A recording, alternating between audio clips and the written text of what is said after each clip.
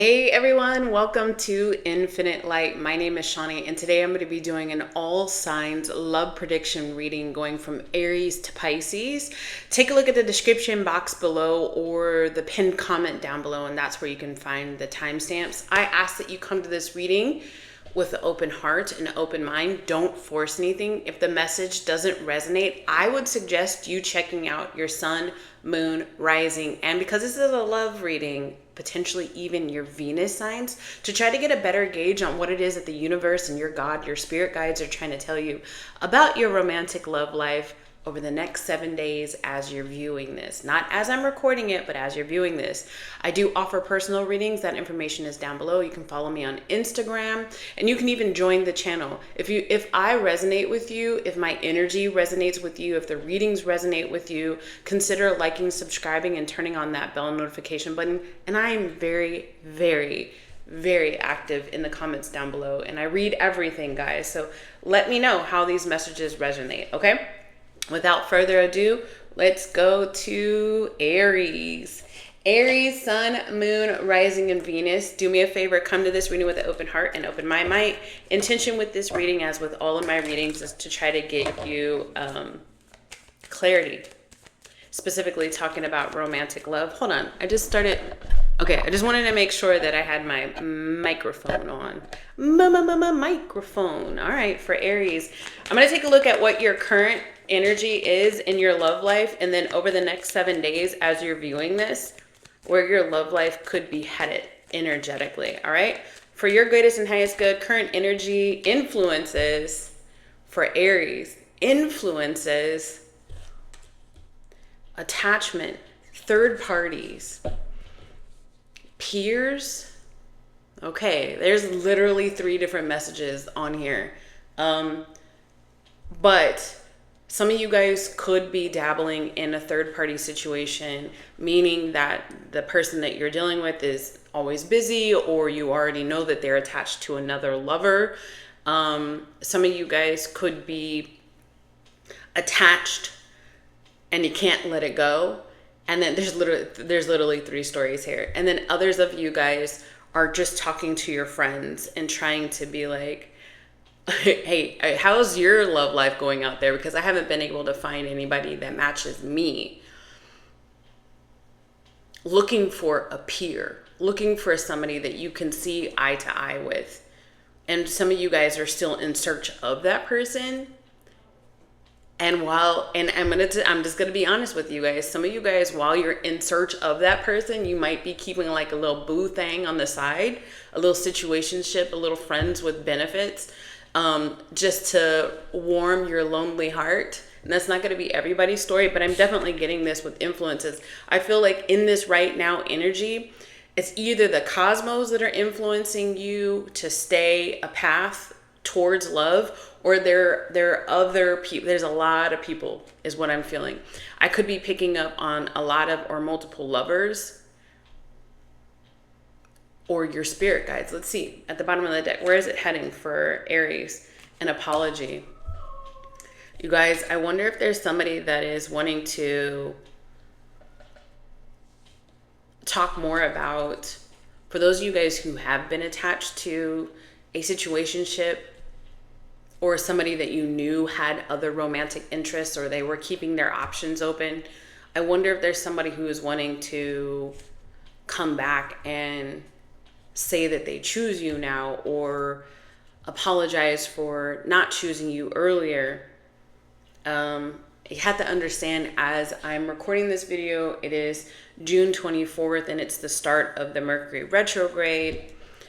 And that doesn't mean, as I'm pulling these cards, it doesn't mean that you have to unblock this person or say yes to this person or be available to this person.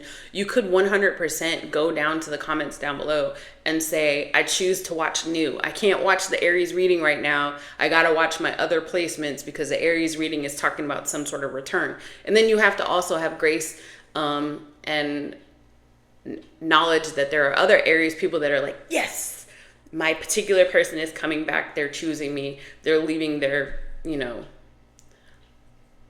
I was about to say their other stank ass person. I'm not here to talk mess about somebody, but I heard they're leaving their other stank ass person and they're coming back. So you'll know already if this is a reading that you want to stay for, or if this is a reading you want to click off, because it's already starting a little bit heavy as far as all of the people that are in it. I tried to start off the reading as I was looking at this influences card and cover the vast majority of Aries that are watching it. But then I feel like now that it's headed in this particular direction, some of you guys are about to bounce. And that's okay if you do. Let's just see. For those who are still here, no shade, no foul. For those of you guys who are still here that are open to receiving this message of this person potentially coming back to you, let's see what's going on over the next 7 days as Aries is viewing this. Sun, Moon, Rising, and Venus. Oh, we got two cards that came out at the same time. We've got the Knight of Swords and the Sun card. Yeah, so you've got somebody, and this is heavy Leo energy, though it doesn't have to be for you guys, Aries. But like the path, somebody is getting an awakening and wants to come back and quickly talk to you. Somebody is getting an awakening and wants to come back and say, I want you back for good. Let's see. For the Aries, the Devil card, it makes so much sense. This is Capricorn energy. It makes so much sense that you're getting the Devil card. There's somebody that is still very heavily in this, I don't want my Aries to leave me. Please don't go. The Six of Wands, whoever this person is, they're willing to see it through. And then you got the Six of Pentacles here. 2 sixes are coming up. All right. So when the number 6 could be significant, 66 could be significant, 666 could be significant. And no, don't come in here thinking that number has any sort of malice attached to it. Yes, you did get the Devil card, but it doesn't equate. Whenever you see like 666, it's, and especially as like an angel number, it's one where you need to actually pause and ask yourself, am I entering in or allowing in balance in my life, or am I unbalanced? It's one of those two things for you when you see the 666. I feel like I needed to say that to somebody, but we're getting 2 sixes, which equates to a 12, which is the Hangman card, which is somebody who has had to go through an uncomfortable realization. And it looks like this person has gone through an uncomfortable realization about you, Aries, okay? But let's see, how does this person feel about the Aries? If they were being completely honest with themselves and me, how does this person feel about the Aries? The 9 of Wands, the 10 of Wands. They want to let go of the ish that they did, or the ish that you guys caused together, the bullshit that you guys were in the past. What is their intention with this potential reconnect with Aries? What is this intention with this person's reconnect? The 4 of Wands, guys. Ooh, wow. So this person gets the 4 of Wands and the 6 of Wands. They really want to see this through to another level, taking it to another level. They really do want to see it through. Now, we have to really pay attention to the fact that this Devil card is here. And I'm going to pull on your energy in a second, Aries, but some of you guys could feel the influence of this person in your energy. And you're like, if you don't leave me the F alone, if you don't detach from me, if you don't find somebody else to be obsessed with, I'm getting that very heavily. Some of you guys stayed. You didn't click off to watch your other placements just to see how this is going to turn out. And you're not hoping for this person to return, but you're just like, oh, let me just make sure it's that one person that I really, really would wish would get a clue. Yeah, this person wants to take it to another level with you, Aries. How does Aries feel about this person, please? What is Aries' current feelings about this person? The 5 of Cups. Like, you're already energetically moving on from this person. I feel like some of you guys, I'm getting in my mind, I'm getting a vision of an Aries. Some of you guys are Some of you guys are willingly, energetically moving on, but others of you guys are like being pulled. I'm almost getting like spirit pulling you away from this person. You're like without full control. It's like your spirit guides have come in. For a lot of you guys, it's like your spirit guides have come in and said, Aries, no, we're done with this. We're done. I need your attention over here. There's definitely two pools of Aries in this. What intention does Aries want? For the Aries that want this person to return, what intention, what does that ultimately, what does that collection of Aries want with this connection? The Four of Pentacles. Like you want, for the Aries that wants this person to return, you really want them to come in and stay. And you don't want them to go out and explore anymore. Like you want them to call their player ass ways. You want them to quit it.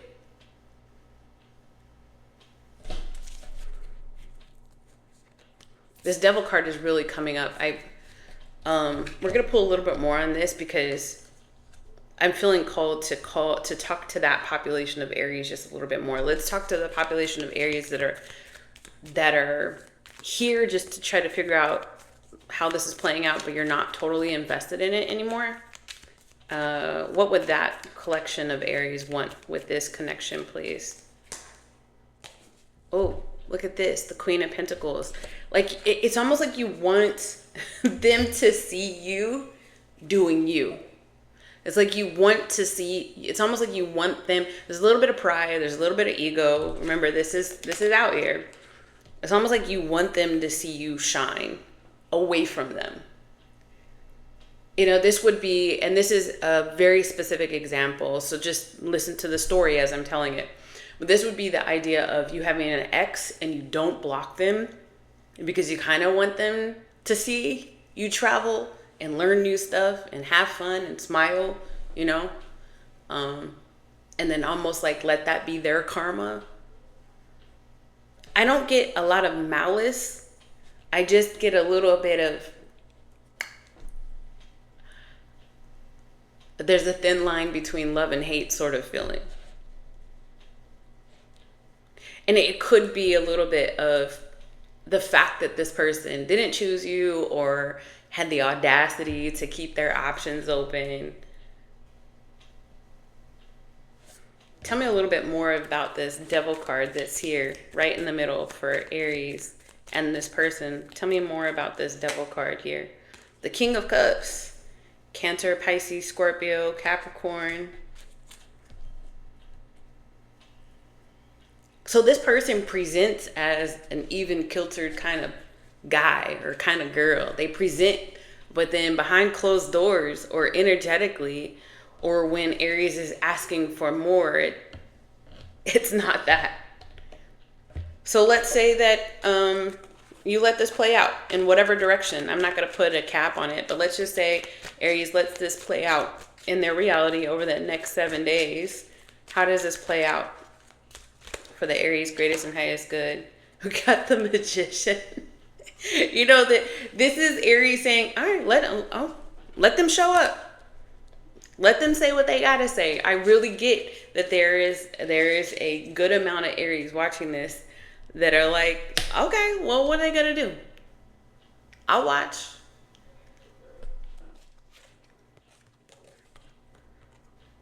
Ooh, the Seven of Swords. Honestly, it says there's a better course of action available to you. Working alone may not be the best answer. And then it says review all details. Like working alone, like working with your pride in this particular, I don't know. I just feel like you got to be careful about what energy you allow in or allow around you or allow to view you or allow to monitor you. There might be a call for the bulk of you to just close the door. Like it's over. You've already learned what you needed to learn. Right? At this point, it's like you're dangling a carrot in front of this person's eyes, and it doesn't need to be like that. I mean, you do you, Aries, but I feel like just pay attention to your pride, pay attention to your ego when it comes to this particular attachment. The Ten of Pentacles. Okay. Okay.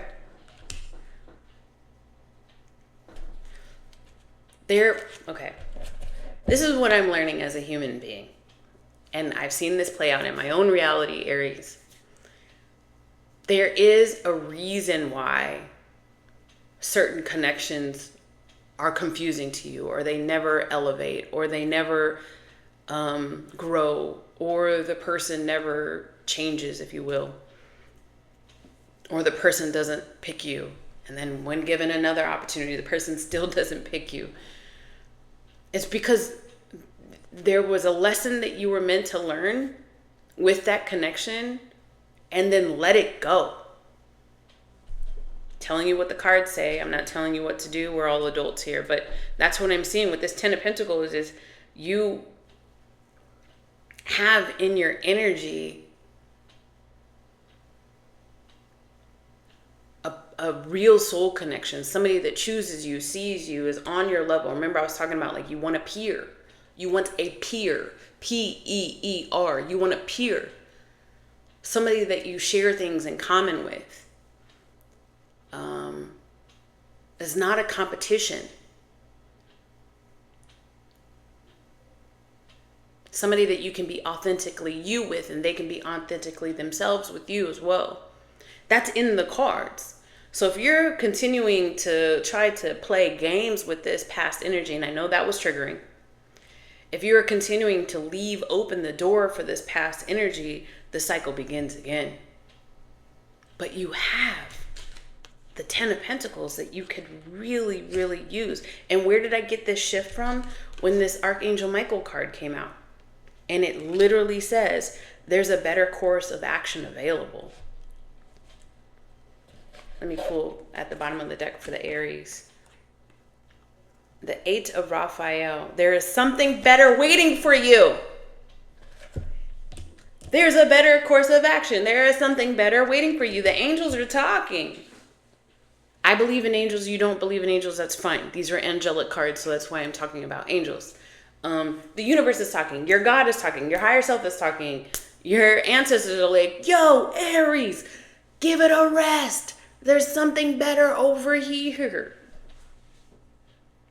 I know how it feels, though, to be like attached, and you just, you know, there's an abandonment wound that you're just, I thought for sure this person wasn't going to abandon me. Or, you know, it gets to a point in your life, and I'm in my 40s, guys.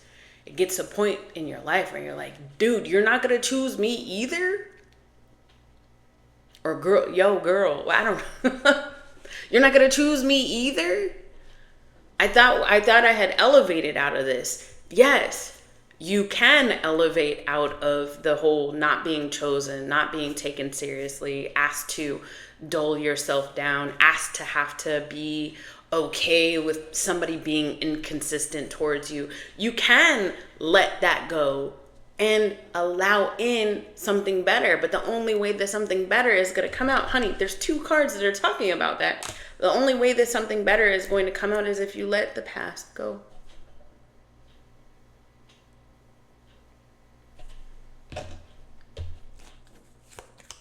Two cards. Advice for Aries. The Five of Pentacles. It's going to feel cold. You're going to feel alone. As somebody who's gone through this before, guys, it is not easy to make a decision that goes against what you've normally done. And or it's easy to get caught up in, but I thought this was going to work out. I put in a lot of time. I gave this person my body. I gave this person some of my money. I gave whatever it is for you, right? I've invested, however you invested in this. And I thought for sure, but it's okay to think that your life is going to go one direction, and then it turns out that that's not the overall direction for you because you've grown out of alignment with it. and then to do a course correct, a pivot 180 degrees, and go a different direction. If at first you don't succeed, dust yourself off and try again. But it doesn't mean to keep going to the same place that you haven't been chosen.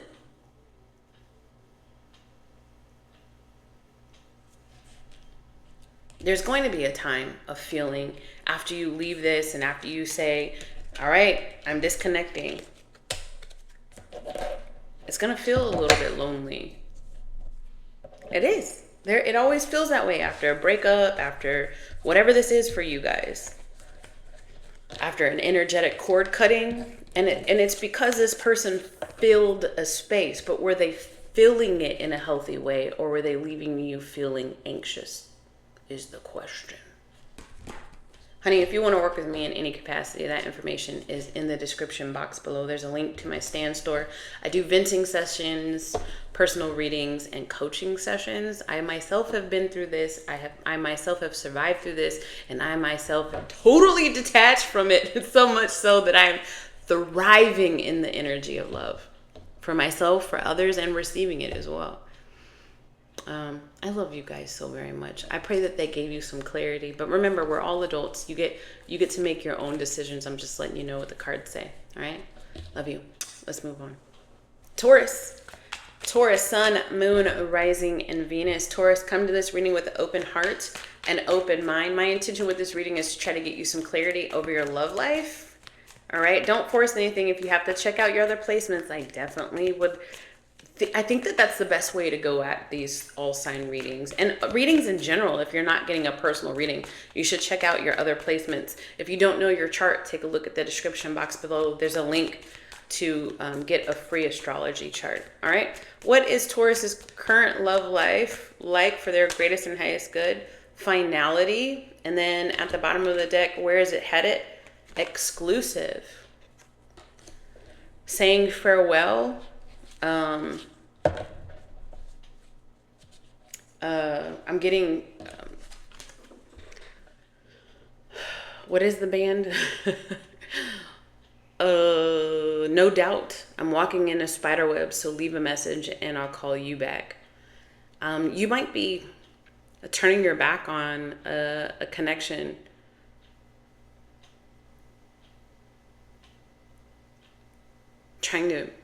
I feel like you're trying to turn off the noise so that you can rebuild something, Taurus.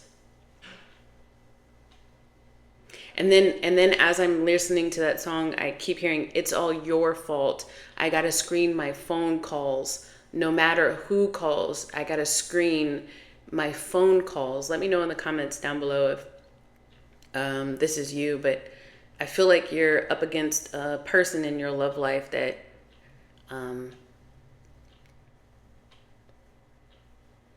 you're just trying to turn down the volume on, turn down the access.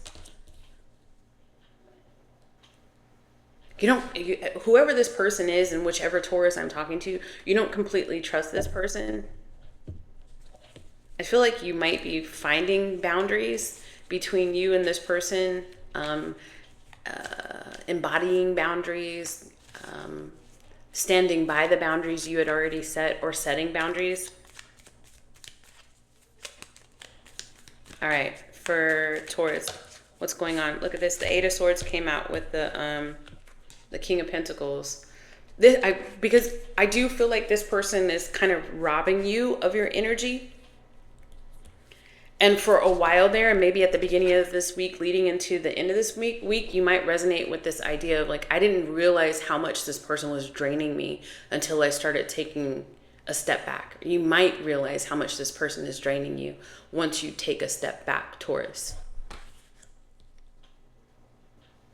You might have been telling yourself a certain story about this connection, and it could have been like a long time that you told yourself whatever story you needed to tell yourself to make yourself feel comfortable at the time. I feel like you're growing out of that narrative, getting a little bit more clarity. The Six of Pentacles for the Taurus. The Devil card. Yep.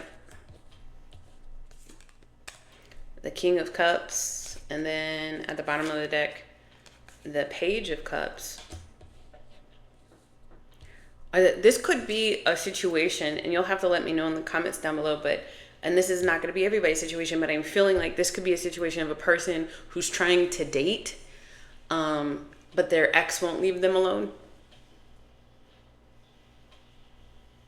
Maybe purposely trying to cause drama in your life as you're opening up to another connection. For some of you guys, it's pretty new connection.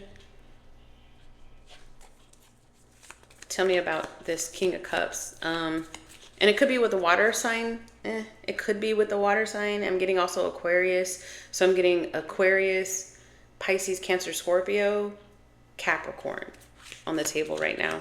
Tell me about how this person feels about the Taurus, please.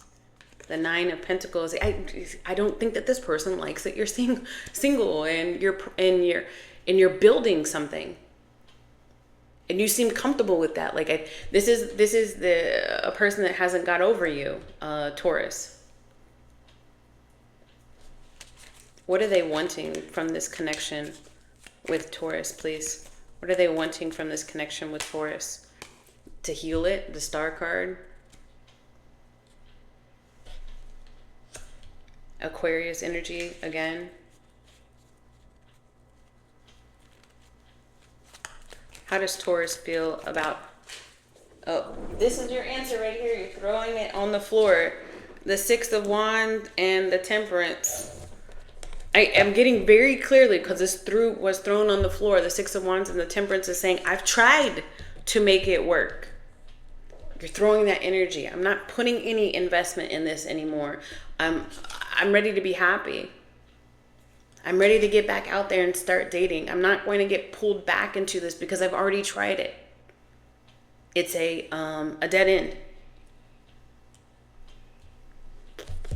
Since I see new energy on this table with this Page of Cups, I'm going to pull all of this up for you, Taurus. And I'm going to talk about, I want to dive deeper into this new energy for Taurus, okay?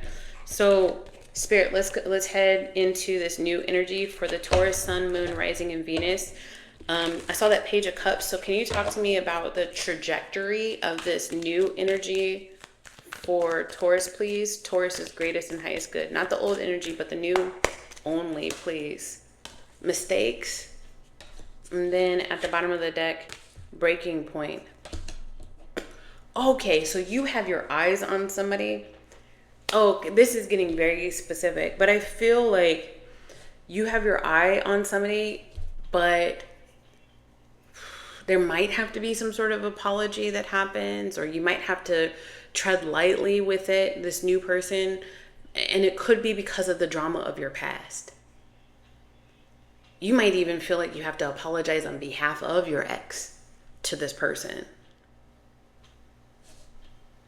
When I look in the past and when I look in the present or the future energy, I see overwhelm on both sides for you, Taurus. So your energy is very heavy right now. And I'm immediately being called to tell you, like, maybe you might want to take a step back to not look at this person and that person, just look at yourself for a bit. And maybe try to do some sort of energetic cleanse for yourself for a bit. For you, you might need like some really good grounding energy, Taurus. You might need to cook yourself an elaborate, beautiful meal. I'm just seeing a Taurus who's like, I need to clear my head. I'm seeing going to the kitchen and cooking yourself your favorite food.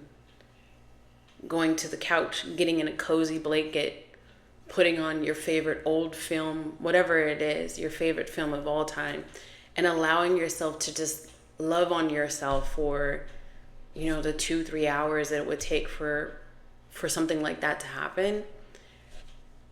And then just maybe put on your favorite music and vibe for a little bit. I know. Like, if you're with me, you're with me. And I don't seem delusional or weird or woo-woo. But it's what I'm seeing, like, separate as best a way to separate your mind from these other people so that you can give yourself some love. Because before you start approaching this new person, I feel like you need to release some shit, bro. I do. I feel like you need to release some shit. New for Taurus. Where is this connection going? This new, or where does this connection have a potential to go for Taurus, this new one? Okay, so we have the Knight of Cups. So you actually already do have feelings for this person, and that's why it's so heavy, because I feel like you feel like there were mistakes that had already been made. And new, when I say new, I mean, you can take that for whatever timeline you have, but it's just other person. And I don't think it's third party energy. I don't think there was a meshing of time frames here for the Taurus that I'm talking to. Okay, the Four of Wands. Guys. The Judgment card. Wow. There's an awakening that, oh my goodness, divine timing here with this Wheel of Fortune. This is fated for you to have interaction with this Taurus. I mean, with this person, Taurus. So I don't know if it's another Taurus or they also have Taurus very heavily in their chart. But there is more to come with that. But you have to take yourself from this land of the dead kind of feeling, this dead inside kind of feeling, this over... I just feel like you're not energized. Energize yourself. What works for you? I made this whole like date yourself for a night kind of Netflix and chill for yourself. But what works for you, Taurus? Do that. Spend a day doing that, a weekend doing that, several hours doing that with intention. You know, you need to recharge your Venus. Fill your cup first, is essentially what I'm saying. How does this other person feel about Taurus if they were being completely honest with themselves and me? How does this other person feel about Taurus? The Seven of Swords. Oh, I see where I could see why you would feel like there was some mistakes. And I think that they're acknowledging that as well. What do they want out of this connection with Taurus, please, Spirit? What would they want out of this connection? Oh, wow. They actually want you. Interesting. And just to double check, how does Taurus feel about this new person, please? If they were being completely honest with themselves and me. The Ace of Pentacles, you want an opportunity, and where do you want it to go? Where does Taurus want this to go? The long haul, the Seven of Pentacles. There is potential for growth in this new endeavor. There is. It's on the table. It goes from in the last pool, it went from Page of Cups, and then here it's going to the Knight of Cups. So it goes from liking to loving to having emotional feelings and having an emotional connection. For some of you guys, this could be your next person. With this Four of Wands here, end up moving into this person or moving closer to this person or whatever it is. And then a turn of fate with this Wheel of Fortune. It looks like it could work out, but you need to feel in charge and recharge and get that Venus energy inside of you working first. And I say that, remember, because Venus is the ruler of Taurus. Advice for Taurus, please. The Three of Pentacles and the High Priestess. What you don't know is that you are meant to work with this person. I mean, and you can take that for what that sounds like. But you are meant to engage with the person. Be engaged to the person.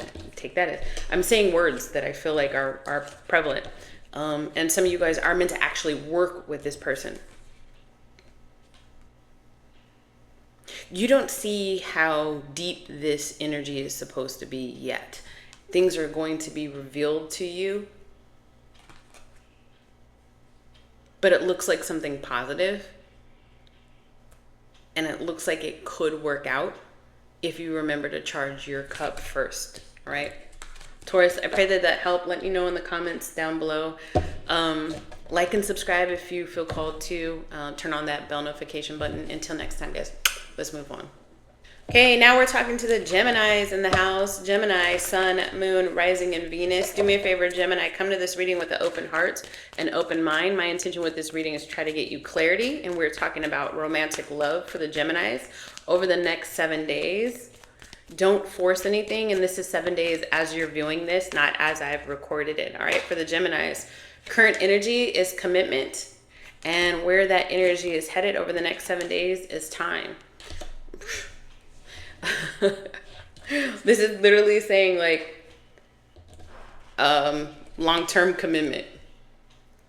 So if this doesn't feel like you, I said current energy and it says commitment. So if you're not engaged with somebody, engaging with somebody, hanging out with somebody, Gemini, then this might not be your reading. And I would definitely say to check out your other placements. But for what I'm seeing right here is long-term commitment. And the commitment doesn't have to be that you're married to somebody. It could just be that you're hanging out with this person for a while now, for at least the next 7 days it's lasting. But there it could be this air of I want things to go in like another direction, or I want things to go in the commitment sort of marriage direction. Hold on, Gemini.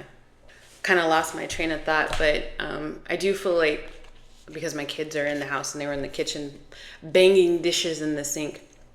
But I do feel like there's a want to level things out, to make this connection more grounded and more emotionally stable. Let's see what's behind the Temperance card. And protect it.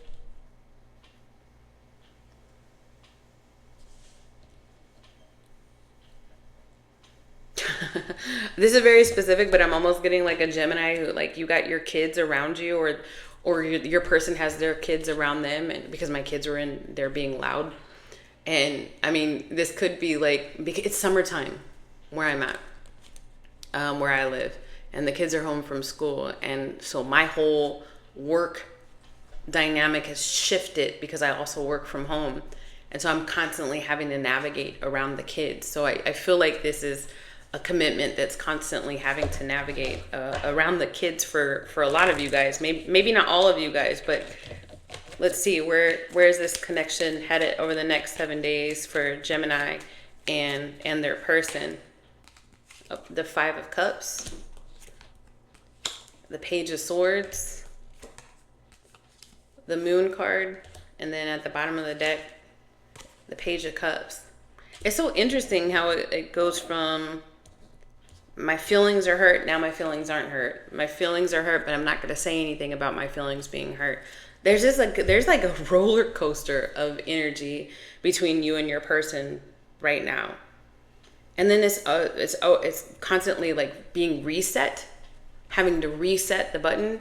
It's like getting distracted and then being like, I'm sorry, okay. Like having a conversation with somebody and then getting distracted and being like, I'm sorry, what did you say? And then you get distracted again. And it's like, I'm sorry, I'm listening. I promise I'm listening. So there could be a lot of in and out energy between you and this person, Gemini, over the next 7 days. You're trying to pay attention to the commitment. You're trying to pay attention to the marriage, the relationship, but there's a lot of distractions. And there's anxiety attached to that. Essentially, is I'm seeing like a Gemini that wants to go up to the volume button of it all and just kind of just turn down the volume, just to like a chill, even kiltered, whatever volume this Temperance card is supposed to represent. Like take it from a 10 down to a 6 or something like that, right? Let's see here. How does this person feel about the Gemini? If they're being completely honest with themselves and me. The Two of Cups. And then what does this person, that's pretty good. And what does this person want from this connection with Gemini, please? The Six of Swords. Gemini, this person does want, I mean, heck, this is great for a love reading. And that's what we're doing right now. We got the Two of Cups and the Six of Wands. This person definitely wants this to stand the test of time. For sure. I feel like your anxiety is kind of coming to play here. Like, ugh, this feels like a task more than it feels like love. And sometimes that's what love feels like. Sometimes love does feel like a task. Because we have We have our like honeymoon time behind closed doors when we're like, I love you. But then when you like, go out to work and you got to pay bills and you got, you know, a family member that needs you over here, or you got to, life is still a part of the relationship game, and each individual still has to live their own lives. So it's gonna feel like you're getting pulled. But I feel like over the next 7 days for you, Gemini, is you're just like, the pull is too much. I just want to sit with my man. I just want to sit with my girl. I just want to watch some TV or have a good conversation, just us. I don't want to be interrupted.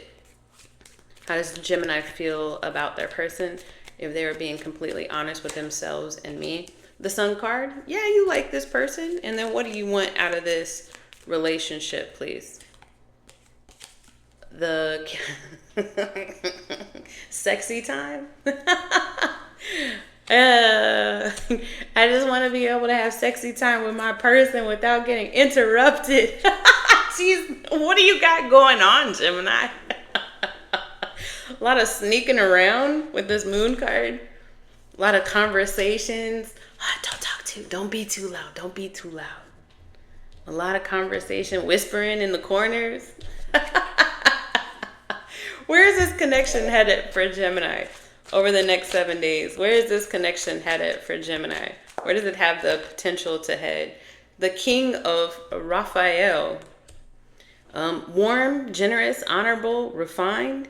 Yes, it is safe to trust the ability to accomplish many things at once. Follow your creative passion. It's literally the King of Wands twice. Right now, you might just have to put in some quickies. Just some quick, passionate. You might have to close the closet door and get a little quick, passionate standing sort of thing. I just see quickies for the Gemini. You might have to, while the kids are outside playing for the 0.5 seconds that they're outside, you might have to grab a little smooch, grab a little booty butt, try to get it to cop a feel. There's going to be a lot of drive-by love between you and this person over the next 7 days. But y'all both want to make it work. Sometimes that's just how relationships are. And if you need to call in, you know, reinforcements, if you need to go to mommy's day out or parents' day out, or get, you know, a nanny or get a sitter, or grab a weekend getaway somewhere, or a staycation somewhere, or tell your family that you're going to be going shopping, and it would normally take you 2 hours, or an hour and a half, but it takes you 3 hours for whatever reason, the lines are long, then you gotta, you know, be creative. This is calling for you to be creative, Gemini. I love this reading. If this was your reading, please let me know in the comments down below. Do not forget to hit that like button. It really does help. Subscribing also helps. And check out my information if you want to work with me in any capacity. I love this. All right, sending you kisses. Let's move on. All right, Cancer, Sun, Moon, Rising, and Venus. Cancer, come to this reading with an open heart and open mind. My intention with this reading is to try to get you some clarity about your romantic love life over the next 7 days. Don't force anything, Cancer. This is why I say Sun, Moon, Rising, and Venus. If you have to check out your other placements, feel free to do so, all right? So for the Cancers in the house, what is the current energy of their romantic love life over the next 7 days? Wait, what does that say? Confusion. All right, it's a very interesting place to start. Let's find out where it's headed at the end of the 7 days as you're watching this. Foundation. Well, I'm confused about where I'm going to go. I'm confused about where this is heading, but then it leads to laying down some framework. This is very much a Cancer card. Look at that. Do you see that? It's a dad ushering in or holding safety, a safe space for his little child. And you don't have to be a male to acknowledge that this is definitely a Cancer caring for somebody else. Even in a time of like uncertainty, the sun's going down, just being there for this person.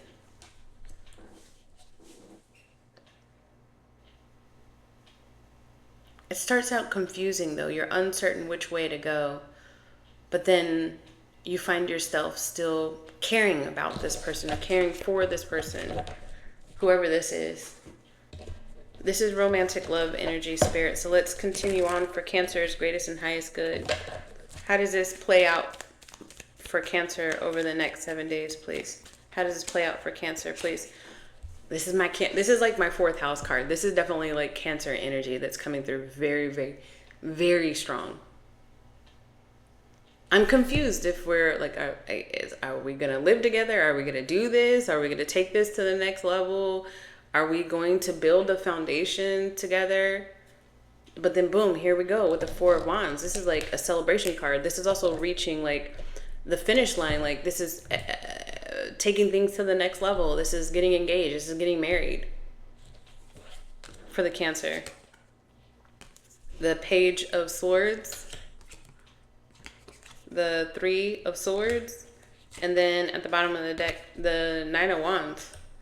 Oh, I see. Because you and your person are doing like a merry-go-round of, can we make this last? Can we make this work? Do we see eye to eye? This is like a long-term kind of commitment that I pray that, well, I pray that there's no love lost and that you guys aren't saying, well, we'll stay together for the kids, because I see kids here. I pray that you're actually staying together because you're choosing each other, and that's not going to be everybody's story. But I feel like there was some sort of conversation that caused a massive issue between you and your person, hence leading to the confusion. I don't know if we're going to stay together. I don't know if this time we're going to be able to make it work. So you could be separated from your person. But it starts with the 4 of Wands and then ends with the 9 of Wands, which means you might go back in for another chance. How does Cancer's person feel about the Cancer if they were being completely honest with themselves and me? Oh, the 9 of Swords. Losing sleep over this connection, having a lot of anxiety,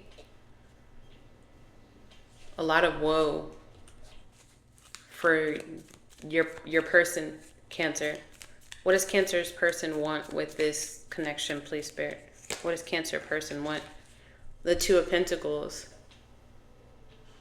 For some people, your person wants you to put down like all the extra stuff that you're doing and just concentrate on the relationship. You might, to this person, come off as too busy, inconsistent, juggling way too much.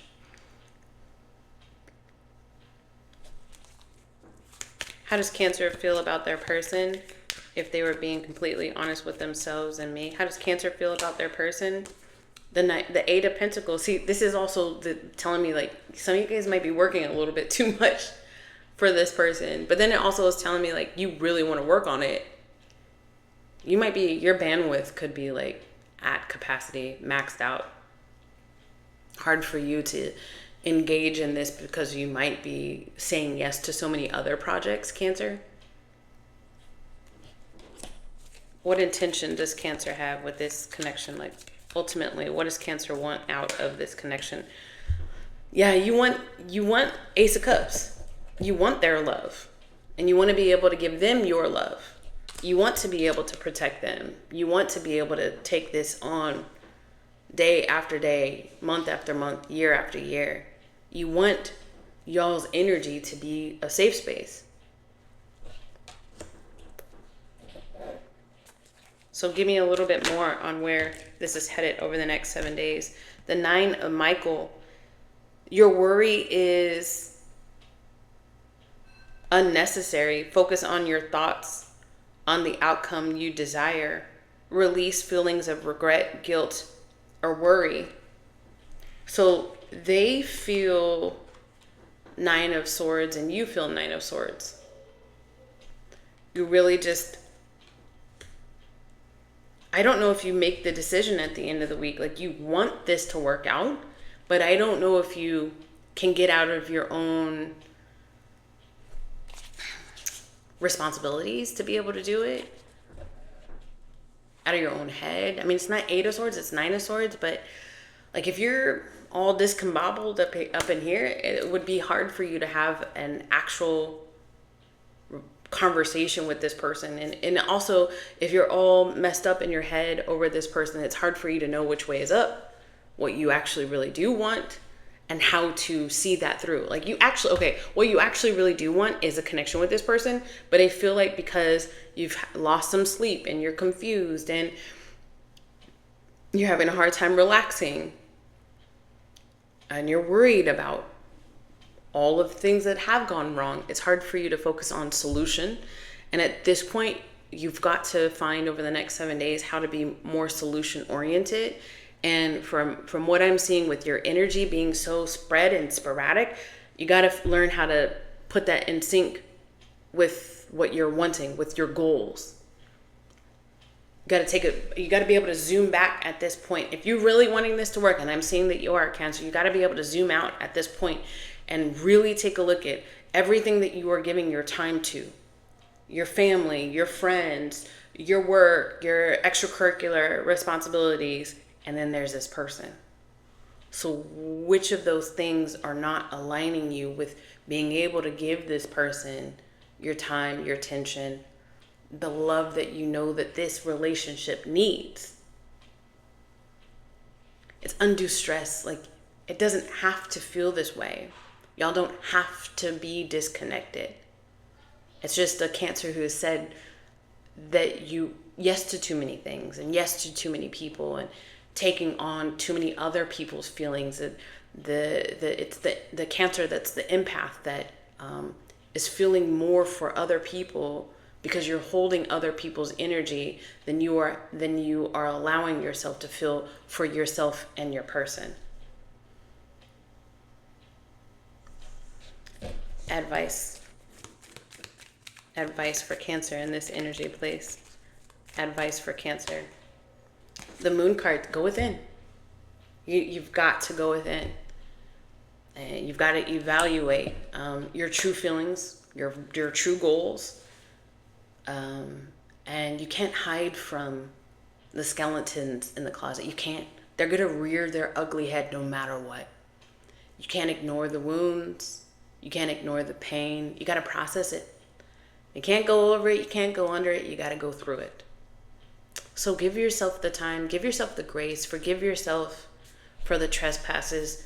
But the accountability has to be there. And the intentionality needs to be there right now, Cancer, in order to make this work. I want to get a little bit more on how this person, let's say Cancer does the work, because I got that how they feel about you is a Nine of Swords. They're anxious. And what they want from you is the Two of Pentacles and integration. But how does this person truly feel about their Cancer? To help out Cancer, set kind of as they go in within, the Six of Cups. This person misses you. The Six of Cups is nostalgia. The Six of Cups is somebody that this feels like a long-standing connection for you, Cancer. And for some of you guys, if this is a new connection, this feels very past life. This person wants to be chosen by you, Cancer. This person wants for you to give them some of your energy. See how this boy is giving this girl flowers, male or female, it doesn't matter. Just listen to what I'm talking about. This person wants to feel invested in. Because they have good feelings. But those feelings are all covered by the thoughts in their mind right now. And their inability to relax and let it go. We're all adults. You have your own goals, your own discernment that I would ask for you to use. Don't make any massive life decisions based on tarot. This is just what the cards are saying. So if that resonated with you, Cancer, please consider liking and subscribing if you haven't already. It really does help the channel. And head on down to the comments down below if you would like to share how this is resonating with you. If you want to work with me in any capacity, that information is also in the description box. I love you. Until next time, let's move on. All right, we are talking to the Leos in the house, Sun, Moon, Rising, and Venus. Leo, do me a favor. Come to this reading with an open heart and open mind.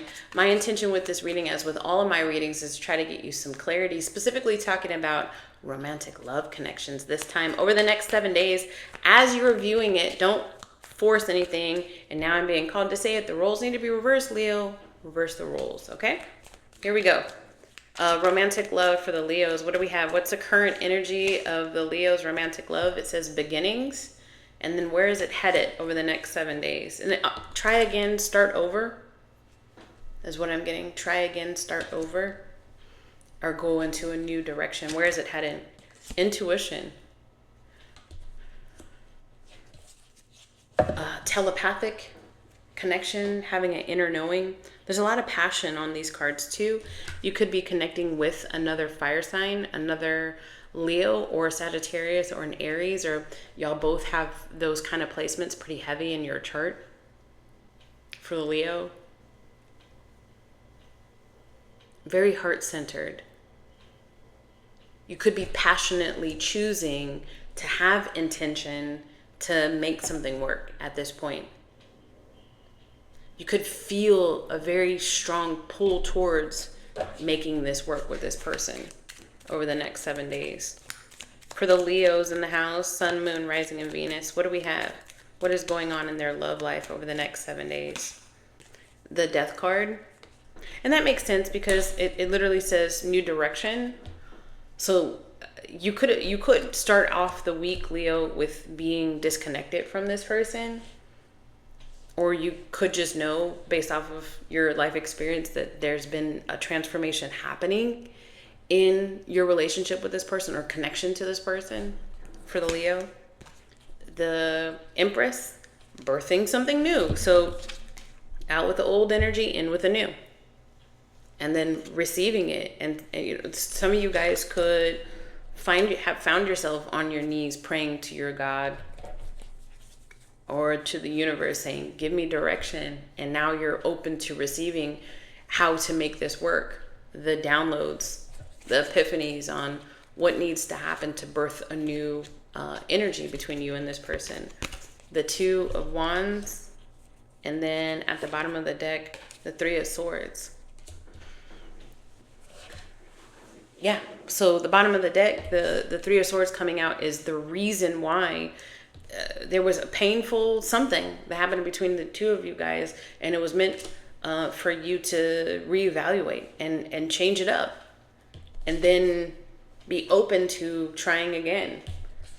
And you may not know which direction is going to happen next. And some of you guys might be at a distance from each other, but the distance could just be physical. Y'all aren't actually looking at each other yet.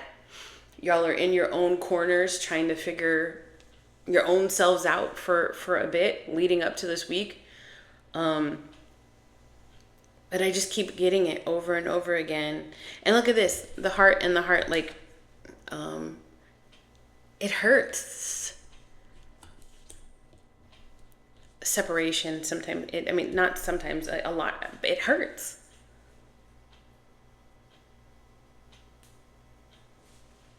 How does Leo's person feel about them?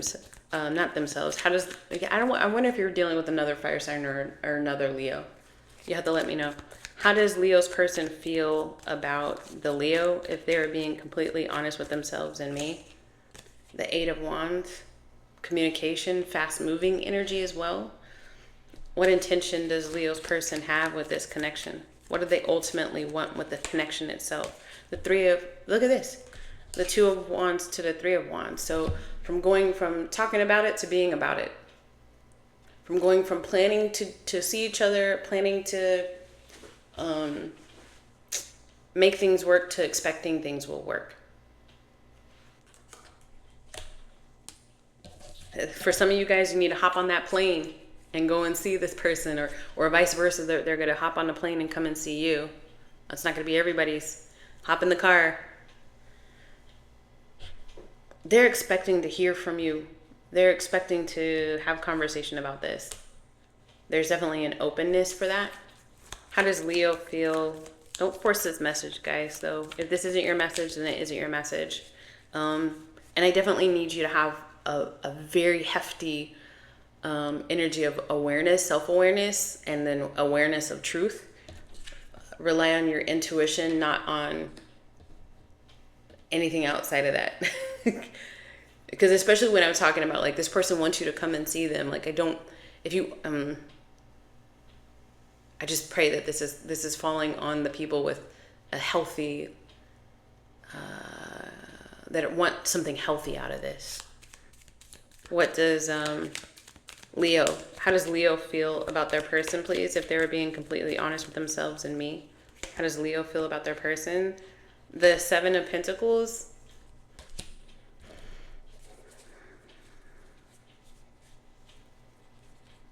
And then I'm getting like no love lost and then a long time spent.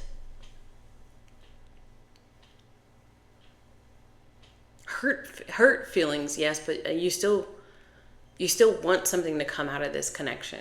Feelings were hurt, words were said, whatever happened. But you still want something to come out of this connection. You still feel like there's more to come, like it's not over. What ultimately does Leo want from this connection specifically? The Seven of Swords.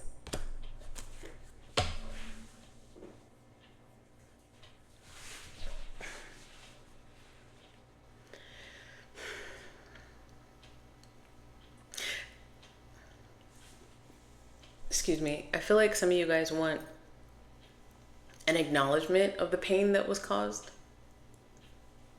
or to acknowledge the pain that was caused, but then also again to move on from there. Tell me a little bit more about where this connection is headed over the next 7 days. Where is this connection headed over the next 7 days? The Knight of Raphael. That's the Knight of Cups. Being swept off your feet. Give me a little bit more on this Seven of Swords here for the Leo, please. Tell me a little bit more. 'Cause sometimes the Seven of Swords is being a little bit deceitful. I mean, it could be you not fully exposing how much you wanted this to work to this person, and that could be in a way be deceitful. Or saying exactly what needs to be said in order for it to work. But why is this Seven of Swords here in this Leo's energy, please? Oh, okay. So for those who this resonates for, like, some of you guys were waiting for the right time to say something, and others of you guys might have been like really keeping an eye on this person, whatever that looks like for you. During the separation period, to make sure that they might be committed still to you or not seeing somebody else. This is like information gathering, talking to their friends, talking to their family members. Like, would my person, like, let's say Leo, you're talking to their best friend, your person's best friend, like, hey, you think they would be open to like me coming back? How would they feel? Are they seeing anybody? So that's where the deception was like, there's information gathering in the background. Even talking to like a tarot reader, even sometimes that can come up, like getting tarot readings about this person. Or do you think this is my person? Talking to a tarot reader or a shaman or a seer or a psychic or a medium. Like, do you think this is my person? Do you think it's worth me taking the chance to go back? But where this is going is situations or topics make your heart flutter. This person does still send a charge to your heart, and they do still feel something. Same with this person towards you. They still feel a charge in their heart. They do still feel something. It's not dead. This connection is not dead. Advice for Leo in this energy. Advice for Leo in this energy for their greatest and highest good. The Six of Cups. In order to receive, you must give, and vice versa. Like, it's the memories, it's the positive memories, it's the connection that is keeping this going on both of you guys' ends.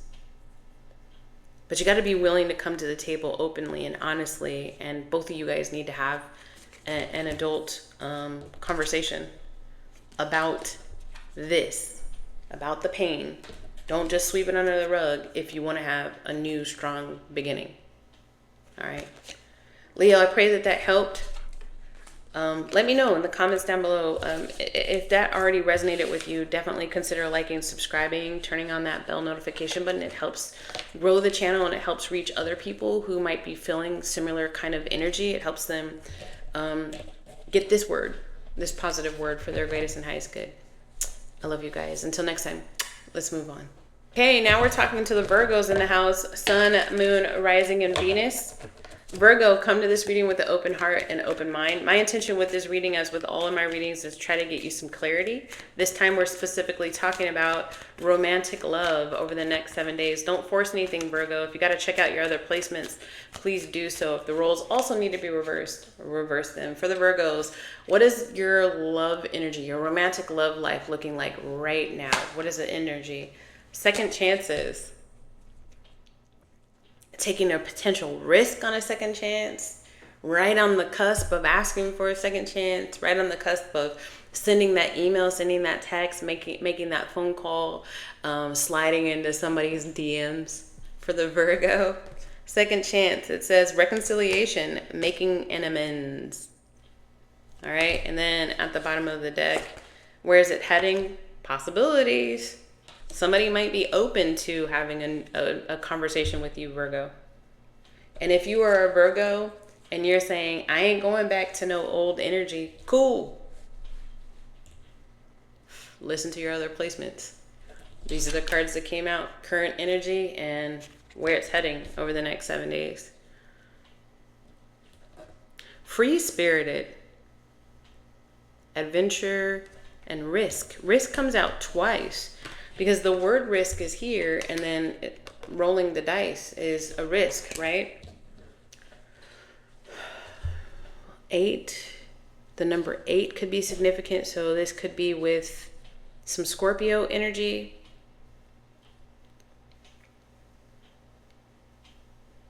5, Leo energy. 3,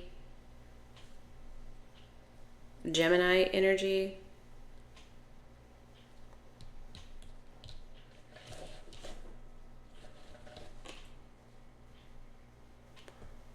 6.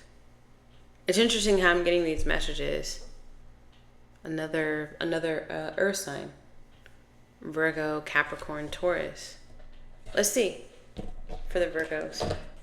I immediately wanted to sneeze, so I don't know. I don't know what's going on. Bless you if you just sneezed. Gesundheit. Salud. All right. For the Virgos, what is going on in this energy? Next 7 days. The 7 of Cups. Some of y'all are already confused. What's she talking about? Girl, if you don't just stick with me while I talk it out, this is how I read. If it doesn't resonate with you, that's fine. But this is how I read and I get messages. I try to get you as much symbology as I see in the cards, and then I move on from there. And I even listen too as I channel through the messages. But then also the 7 of Cups is talking about the risk again. Like, I don't know, it could go either way. I could say something and he or she could be okay with it, or I could say something, find out I'm blocked. I can say something and then I get cussed out. I don't know. It's a mixed bag. The 4 of Wands been showing up a lot. The 10 of Pentacles. Who are you connecting with, Virgo? And then at the bottom of the deck, the 4 of Cups. I'm looking at somebody's house with this 4 of Wands. I'm looking at somebody's house with the 4 of Wands and this 10 of Pentacles for the Virgo. You could live with this person. This is interesting because all of a sudden just got really convoluted. And I feel like I'm picking up more on the cross-watcher at this point than I am the Virgo. So cross-watcher, do me a favor and actively protect your energy from this so I can really pick up on Virgo's energy. Just set the intention that this is to try to get Virgo's energy if you're a cross watcher for me, please. There's a person in your energy, Virgo. I see your person. They're very heavily, like, what is Virgo gonna do? So this person thinks about you a lot. Four of Cups here, and you them. It's a back and forth kind of thing. I could be talking to older in life, like past midlife, so 40s and above, with this 10 of Pentacles, kids, grandkids kind of energy here. And maybe that's playing a role. Hey, you know, you're dealing with two people who are older in life. If this is your story, follow me. If this is what I'm getting in the cards. You've got a person who, I think I was listening to Mayim Bialik say this in a Blossom say this in a podcast that she did. She was visiting somebody else's podcast, and she was talking about it's different dating later in life, because like when you're in your 20s and you start dating somebody, you can decide together and grow together. Like you decide together our favorite food is Chinese food, and you decide together that we love to watch action movies or anime movies. You decide together that we love to go to concerts in the park or on the lawn, like outdoor concerts. You decide that you grow that the mutual energy together. But when you're dating later in life, you got a person that has their whole life, their likes and their dislikes, their pet peeves, their routines, and then you got another person, their whole life. And then what's the best way to bring those energies together when you're dealing with two people who have most likely at some point in time or in this now energy have like been figuring themselves out and have found their power independently. This could be, you know, y'all are like high school sweethearts, and it's been 20, and in my case 26 years since you graduated, and it's like, well shit, there's been a lot of time not together. How do we even go about it since we're not teenagers anymore? That's what I'm getting very heavily in this energy. All right, for Virgo, I'm specifically talking about Virgo's person. How does Virgo's person feel about the Virgo if they were being completely honest with themselves and me? The Knight of Wands.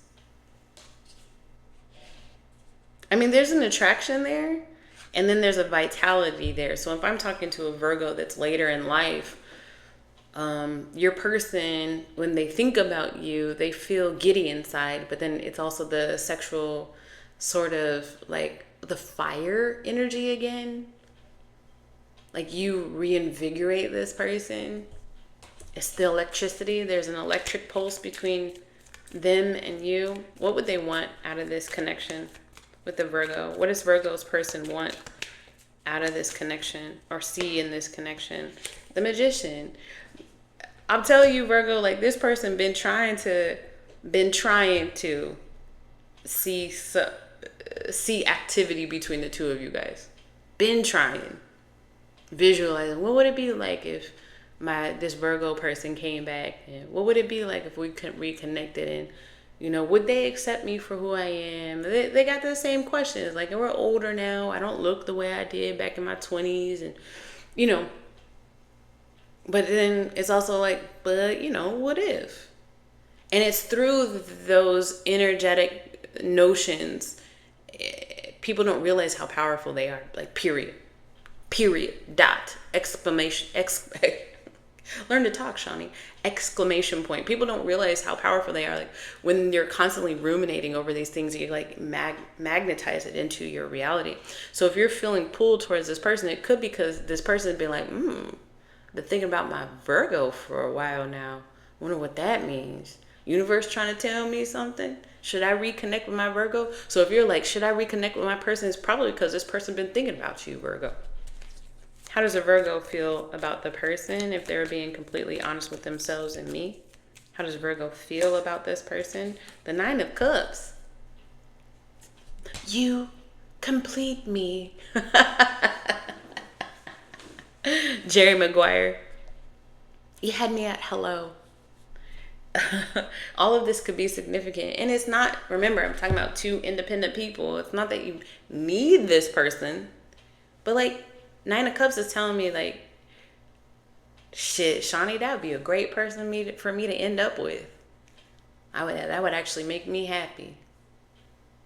I feel like I would no longer regret if I had a possibility of a second chance with that person. What intention does Virgo have with this connection? What intention does Virgo have with this connection? The Ace of Pentacles, you kind of wanting to reach out to this person. Reach out and touch somebody's hand. Make this world a better place if you can.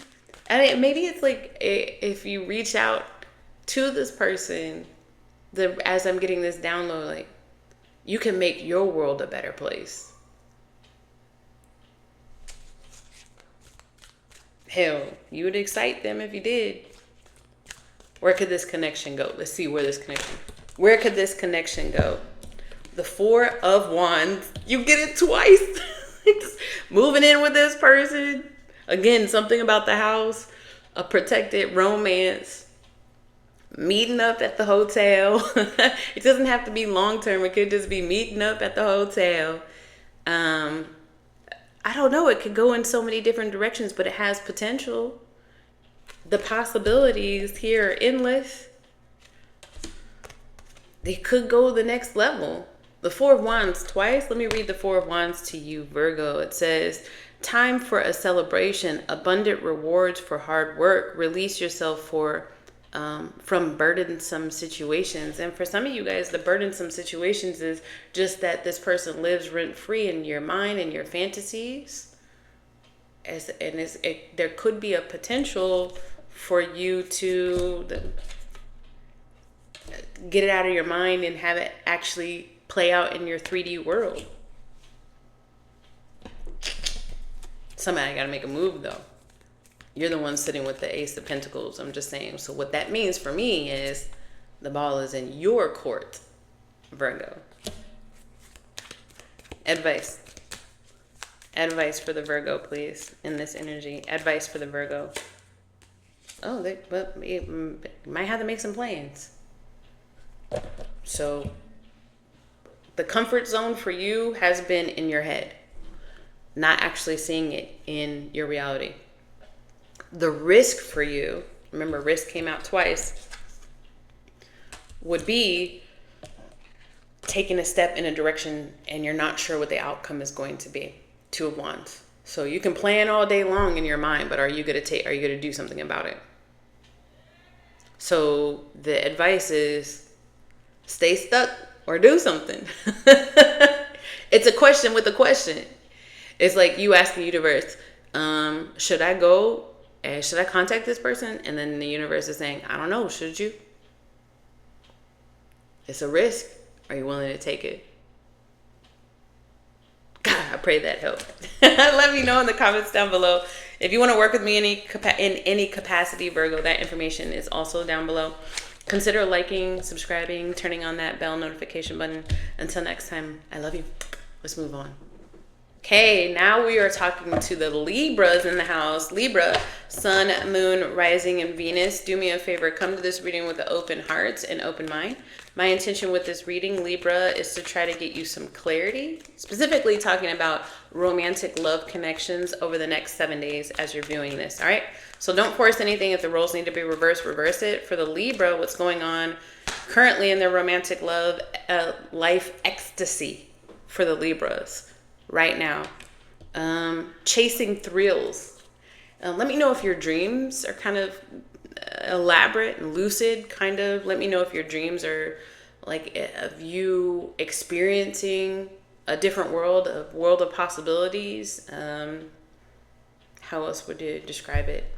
Just let me know if your dreams have been more active lately, leading up to you watching this video, or even if you have to come back and like tonight you're like, oh my God, I had a dream about da da da da. Let me know. And where is your love life headed? It says shallow, and it does say hollow, boredom. I feel like Libra has an expectation, and that expectation might not be met exactly the way you had. Maybe the dreams I was talking about, it could be daydreams, and you might feel a little bit let down.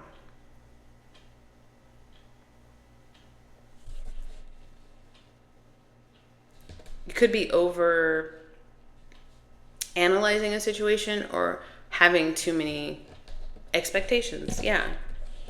It could be you maybe not going with the flow of life right now, just really trying to control it. And it's not in a co-creation sort of way. It's just from I need to have my hands on the reins, a pride sort of ego thing.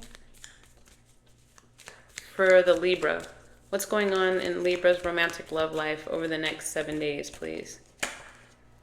All right, so we got the Three of Wands. This is the expecting ecstasy, the expecting the thrill, the expecting of the excitement, right? The Eight of Cups. You might feel like you have to walk away from expecting somebody to meet you at that high level. And I'm not saying settle. As a matter of fact, the Eight of Cups is telling me that you're not settling. You might be realizing that a connection isn't what you thought it was going to be, or like this could even be like you having a crush on somebody and then finding out that it's not reciprocal, right? It's unrequited, and then you let it go. You learn that you have to let it go. You got to walk away from it, because the more you stay stuck, I mean, like you're just gonna, it's peril for yourself. Libra, the Six of Wands, which is great. Because you realize you get to a point where you realize there's more out there. And then the Fool card, you get to a point where there's more out there. Okay, you don't like me like that. You know what I've seen a lot is in my own reality is like having a crush on somebody only to find out that they're gay. Dang it. Dang it. It's like something like that, right? Having a crush on somebody only to find out they're married. Dang it. Right? It's something like that. That's what I'm getting. So this fool card is telling me like a quick pivot. Oh, shoot. Okay. Well, you don't like me. Cool. I'll go this other direction. So now I want to find out what happens once Libra decides to go a different direction. It's like you get this epiphany at some point this week. So where does love take Libra other than this? Fantasy. And then at the bottom of the deck, where could it go from there? It says healing. Oh yeah, I'm not going to keep projecting what I want in relationships on other people. Either you have the capacity to give it to me or you don't. And I'm not going to stay much longer past when I have already gotten the clue that you can't meet me. You're not going to choose me. This isn't going to grow. And for you, you're still imagining a life where somebody does choose you. So I do feel like whoever I'm talking to is very aware. And you see that this person, whoever this person is, can't meet you, can't grab you, doesn't have the emotional aptitude, or just cannot give you emotions or attention, and you cord cut that. You say, okay, well, I thought that this was going to be something. It's not. I need to cleanse my energy and pivot. You're still open to, and Libras thrive on connection. So you're not weird. If you're feeling like you're weird because you still want a relationship, like the Libra I'm talking to is like, oh, I could be on my own, but I would prefer to be in a relationship. I thrive in a relationship. It's because you're a Libra and you need somebody else on the other side of the scales to help balance you. Need probably isn't the best word, but it's just energetically something that Libras thrive in is relationship. And and all kind of relationships, like having somebody else around them as a sounding board, a friend, a good work associate at work, like just somebody to help lighten the load of life. So you're not weird if you're feeling that way. That's just the Libra thing, okay? So for those of you guys who weren't aware of that. But yeah, still staying optimistic about another connection. So tell me about this new connection that Libra could be looking forward to as they're healing from this last unrequited sort of energy, or unmatched sort of energy. The Chariot. That's telling me that as soon as you've put together the last piece of the puzzle, that this crush or this person is not going to be your long-term person, you immediately hightail it to a cleansing, and then putting yourself back out there. And then it's almost like it changes up really quick. This is you, the cleansing energy here, investing back in yourself. All right, I'll take my heart back. Thank you. I'll take my fantasy back. Thank you. Moving on. 3 of Pentacles, working on yourself. And then at the bottom of the deck, the 2 of Swords. I'm not sure which way is up sometimes in love, but you know that you're attracted to love. So who could be coming towards Libra once they let this last person go? The 3 of Swords, the Queen of Swords, the 5 of Cups, then at the bottom of the deck, the High Priestess.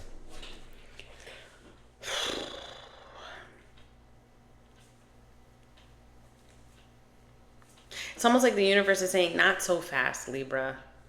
Like, yes, you are still open to, this is where people start getting pissed off with me, because if I see the love, I'm going to tell you. If I don't see the love, I'm going to tell you. If I see the bullshit, I'm going to tell you. If I see some glimmer of hope, I'm going to tell you. If I see where you need to start healing, I'm going to tell you. So this week for you, Libra, it looks like the universe is saying, not so fast, it's healing. Let's talk about this for a second. So you saw this person, you like this person, you were wanting something from this person. Now, before we move on to somebody else, the possibility is out there, the potential is out there, but before we move on to somebody else, you ran up against a situation where it was unrequited, or you weren't chosen, or they didn't have the capacity. But so that we don't make the same mistake choosing another type of person like that again, why is it, Libra, that you chose that person in the first place? What was it about them that attracted you to them? What energy were you picking up? It's almost like close your eyes and imagine how you were feeling around this person. Were you projecting in any ways, right? Were you, was the fear of being alone, was it keeping you attached to that person longer than you should have? Or did you do a really good job of noticing your feelings, but then noticing their feelings, or hearing them out about their feelings or no feelings, and then separating yourself? Yes, you did. Good. Then that little sidebar of a connection with this person was meant to show you that you can detach. That was your lesson, that you can detach. Okay, now you're ready. It's almost like Spirit doesn't want you to move on too fast, Libra, to the next person. Just whatever information you can gather from this last little connection is going to help you so much in making the right selection for the next person. So what does Libra have in store for them overall when it comes to romantic love energy? What does Libra have in store for them overall? Please, Spirit. The Knight of Gabriel. This is confidence, enthusiasm, courage, charismatic, time to take action, great passion for a cause, instinctively knowing just what to do. See, you, like, for whatever this connection was, like, you've really followed, and that could have been another learning moment for you. Maybe you're a type of person that overgave, gave too fast, gave too soon, and then stayed too long, and they ignored the red flags or the orange flags, or ignored your own intuition. And it was in this energy that you were meant to show yourself that you could lean on your intuition. All right. So it's just confirmation of that. It says the Emperor, the Chariot twice, Cancer energy twice, Aries energy now on the table. Oh my God, divine guidance. Holy cowabunga, Libra. Wow. 3 major arcana, and then at the bottom of the deck, all 5 major arcana. You leaned, look at how everything is perfect. You leaned, if this is your story, let me know in the comments down below, Libra, but you leaned heavily on your faith and on your intuition. You looked at a situation, you said, this ain't gonna work for me. And you leaned heavy on that. You might, and faith doesn't have to mean like a God. It's just the faith in yourself, your inner knowing, like, no, this ain't it. I've already felt it out. And the feeling that I'm getting is to move away from it. You might not even realize why you detached from this person, blocked this person, broke up with this person, stopped talking to this person. 4 cards, 4 major arcana cards. You get the Hangman, you get the Hierophant, you get the Chariot, and you get the Emperor. This is a massive undertaking for you. You're like spiritually growing. You're energetically growing. You are ascending, Libra. As just like a human being and a person, you are ascending into your own true power. This was a massive kind of like test or opportunity that was gifted to you from the universe so that you could prove to yourself how truly strong and capable you are. So lean heavy on the lesson of that, the discernment that you've gained from that, the awareness that you've gained from that. Now you can trust yourself to make the right decision when it comes to choosing a partner. And if I looked at these cards, when I was talking about like a new love, first of all, it's sooner than later, happening for you sooner than later. It's with an Emperor, male or female, but that person is very driven, very guided, very grounded person. There is marriage in the cards for you with this Hierophant energy here. And then it just took you getting a new perspective on your own capability as a person, as a lover. That's in the cards for you, but first you need to acknowledge the great work that you did, Libra. I'm going to leave that right there. I mean, it's and end it with, I mean, listen, Libra, come on now. Look at this. Congratulations, boo. I love you. Let me know in the comments down below how this resonated with you. And I pray that if you weren't seeing clearly what was happening, now you do. All right. Don't forget to like and subscribe on your way out. All right, we're going to move on. I love you. Okay, now we're talking to the Scorpios in the house, Sun, Moon, Rising, and Venus. Scorpio, do me a favor. Come to this reading with an open heart and open mind. My intention with this reading, as with all my readings, is to try to get you some clarity. This time we're specifically talking about romantic love energy for you over the next 7 days. As you're viewing this, not as I'm recording this, all right? So open heart, open mind. Don't force anything. If you have to watch your other placements, go ahead and do so. I almost said Pisces, so I don't know if there's a Pisces significant for you, Scorpio. Let's see.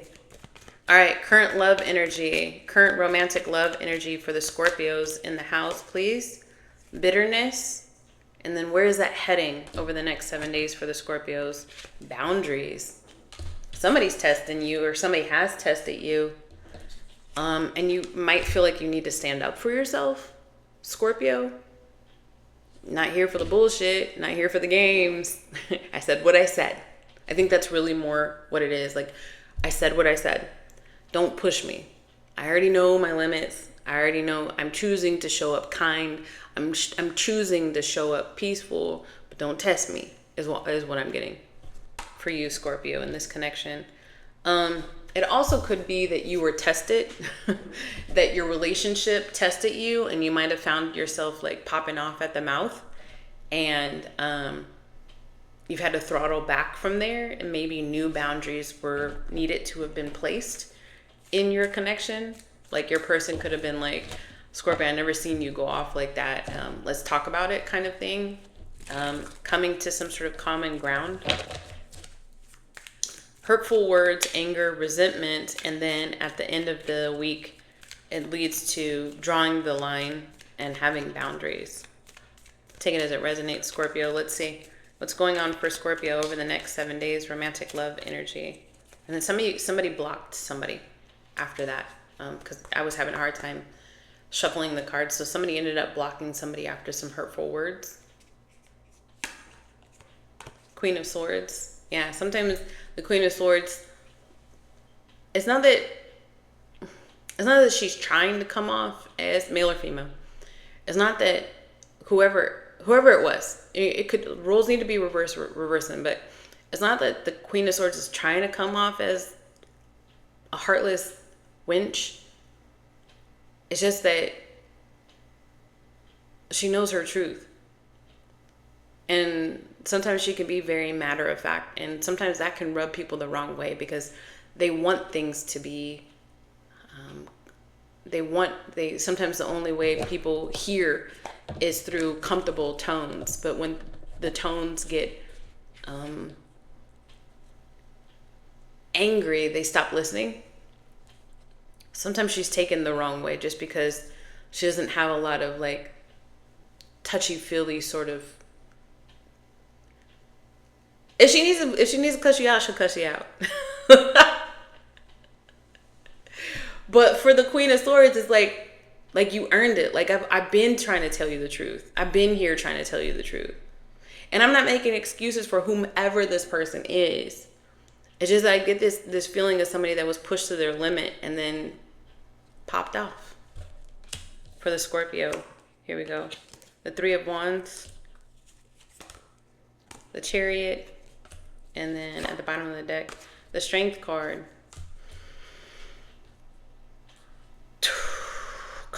It caused distance between you and this person. Could be a Cancer, could be a Leo,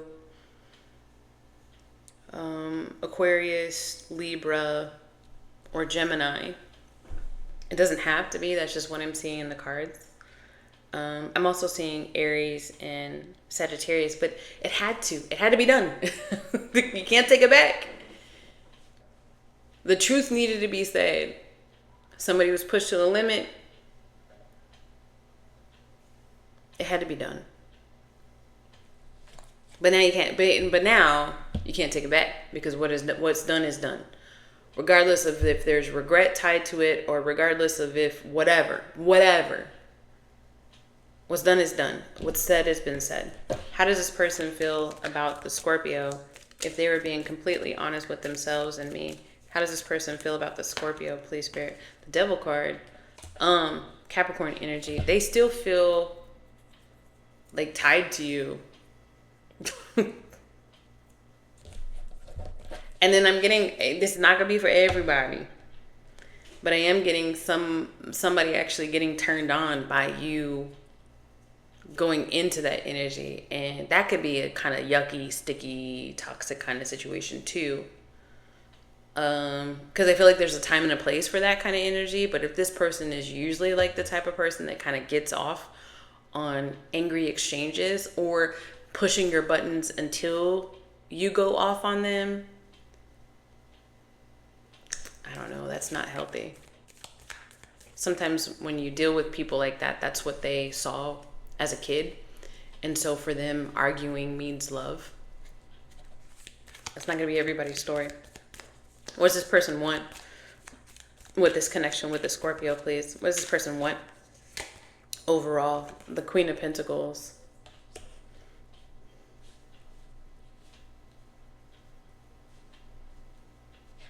Now I'm getting this story of words being exchanged or energy being exchanged, boundaries being laid, and then this person actually giving you the space, maybe because they recognize that you've got some trauma that you're working through, and maybe they recognized that they were the culprit of you being triggered.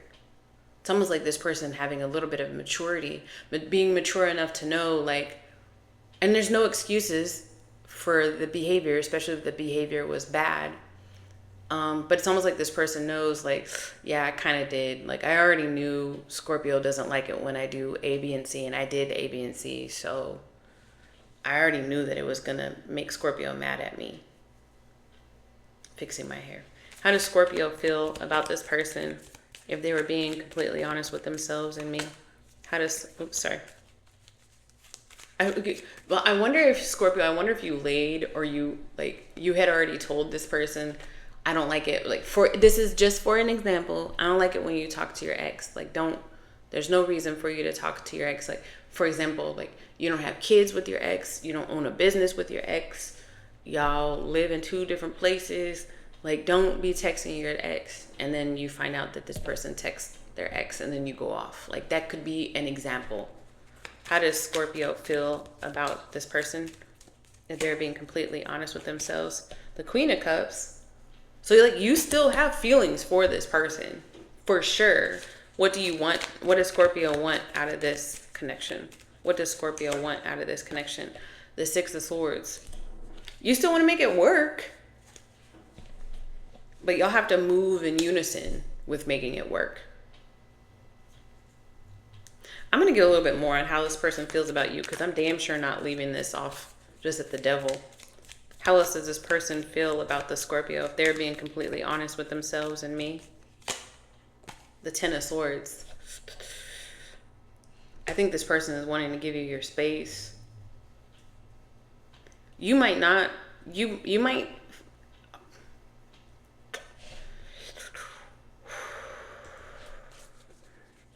what is the 6 of Swords for the Scorpio? The Page of Pentacles. For some of you guys, like, you're willing to move on from it, but, like, you want an acknowledgement from this person, like, that they fucked up. I got that for somebody, and I can't remember who I got it for. Was it Aries that I got it for? So if by chance this person just so happens to be an Aries, then maybe go check out the Aries placement. It's up to you. You're an adult. But I think I got that for Aries too. It's just a little bit of pettiness, just a little bit of ego, just enough to be human. Okay, but I got this 10 of Swords, so I don't know if this person is saying that you've cut them off. Because remember, I said somebody was blocked. Where is this connection going over the next 7 days? Tell me a little bit more about where this connection is headed over the next 7 days. All right, so we got the 9 of Swords, the 4 of Cups. It's talking about, like, two people that are in their head, maybe not talking. The Hierophant, Taurus energy, and then at the bottom of the deck, the 2 of Pentacles.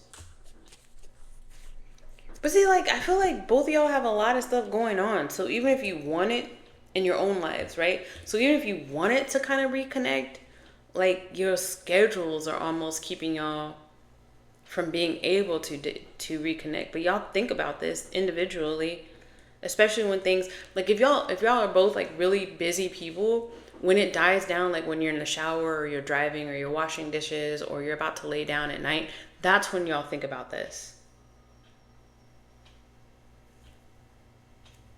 The want to try to fix it, integrate a different energy.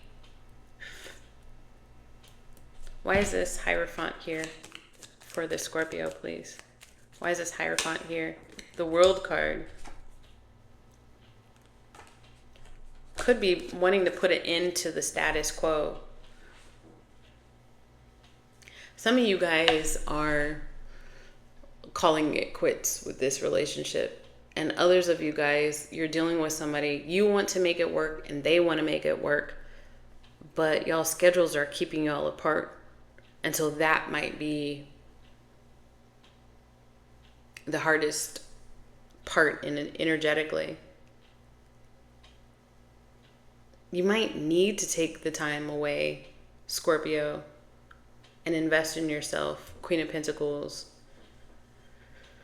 and put an end to how things, so that you can put an end to how things are, so that when, and really have intentionality of working on yourself. And hopefully this person does the same for them, but we don't control other people. We can only control ourselves, right? But if you have the intentionality of like trying to figure out why this trigger is here for you, figure out why you were able to give this person enough power to trigger you, please come to this reading with maturity based off of what I just said. I feel like that triggered somebody. If I trigger you and you want to go off of me in the comments, it's fine. I'm grown. But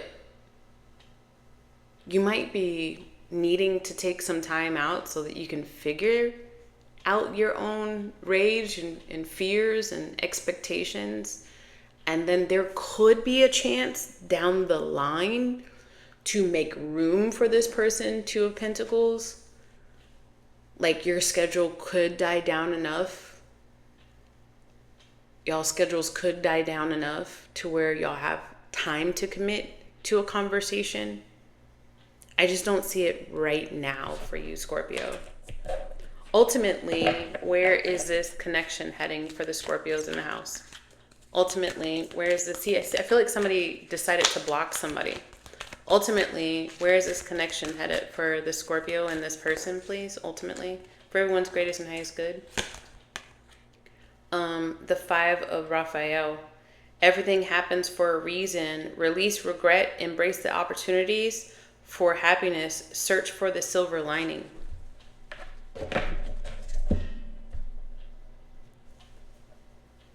So you went off on this person, or you tore this person a new one, or you stopped talking to this person. It happened for a reason. Why? Not because of what they did, but why? Why did what they do trigger you? And don't look at them, look at you. Everything happens for a reason, Scorpio. Everything happens for a reason. Release regret and embrace the opportunity to learn from it. The opportunity for happiness. Search for the silver lining. That's your reading, Scorpio. That's where it ends right there. Let me know how that resonated for you. I pray that you take the time for yourself in this time. I know that you're busy, but I really do pray that you have intentionality about taking some time to evaluate this, all right, for what it is. Zoom out as much as possible. Let me know if you want to work with me. I do individual readings. I do venting sessions and coaching sessions. All that information is down below. Please do not forget to like and subscribe, especially if this resonated with you. I love you guys. Let's move on. Sagittarius. Hello. Sun, Moon, Rising, and Venus. Whoa. Let's rewind that. Let's try it again. Sagittarius, Sun, Moon, Rising, or Venus. Thank you so much for joining me. This is a reading talking about romantic love predictions for you. My intention with this reading is to try to get you some clarity. Do me a favor, Sagittarius, come to this reading with an open heart and open mind. Don't force anything. And if the roles need to be reversed, reverse them. All right, let's take a look at Sagittarius' current energy. Conflict. It flew out. Conflict. That's your current energy. Now I want to see where your energy is headed over the next 7 days. Romantic love. Withdrawn. This is all the same sort of eerie, beautiful sunset here. It's like a continuation. Look, and are these... Oh, I thought it was the ocean. I thought it was rocks in the ocean and he's sitting on rocks in like the ocean or a lake or something. But it's not. This is mountains and clouds, and this is rocks in the ocean. So rocks, conflict, yeah. Whenever you're looking at symbolism, you're looking at tarot, hills and mountains all depict obstacles.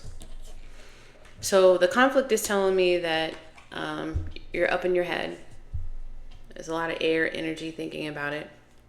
And because you're up in your head, you're taking time to take space. A lot of Four of Cups energy here, like a Five of Cups energy here, trying to move on.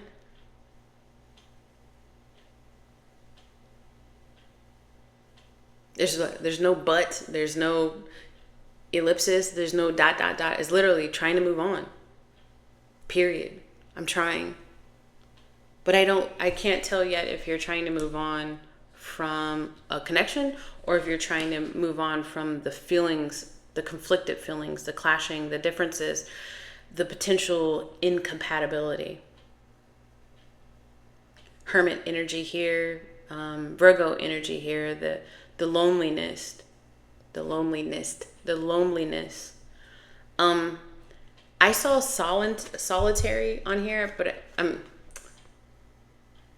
I thought I was reading like solitaire, like the game, the card game. So I don't know if like that's a confirmation that this could be your energy. Like you could be a gamer or like to play like card games. Could be. For Sagittarius. I think I'm talking to a single Sagittarius.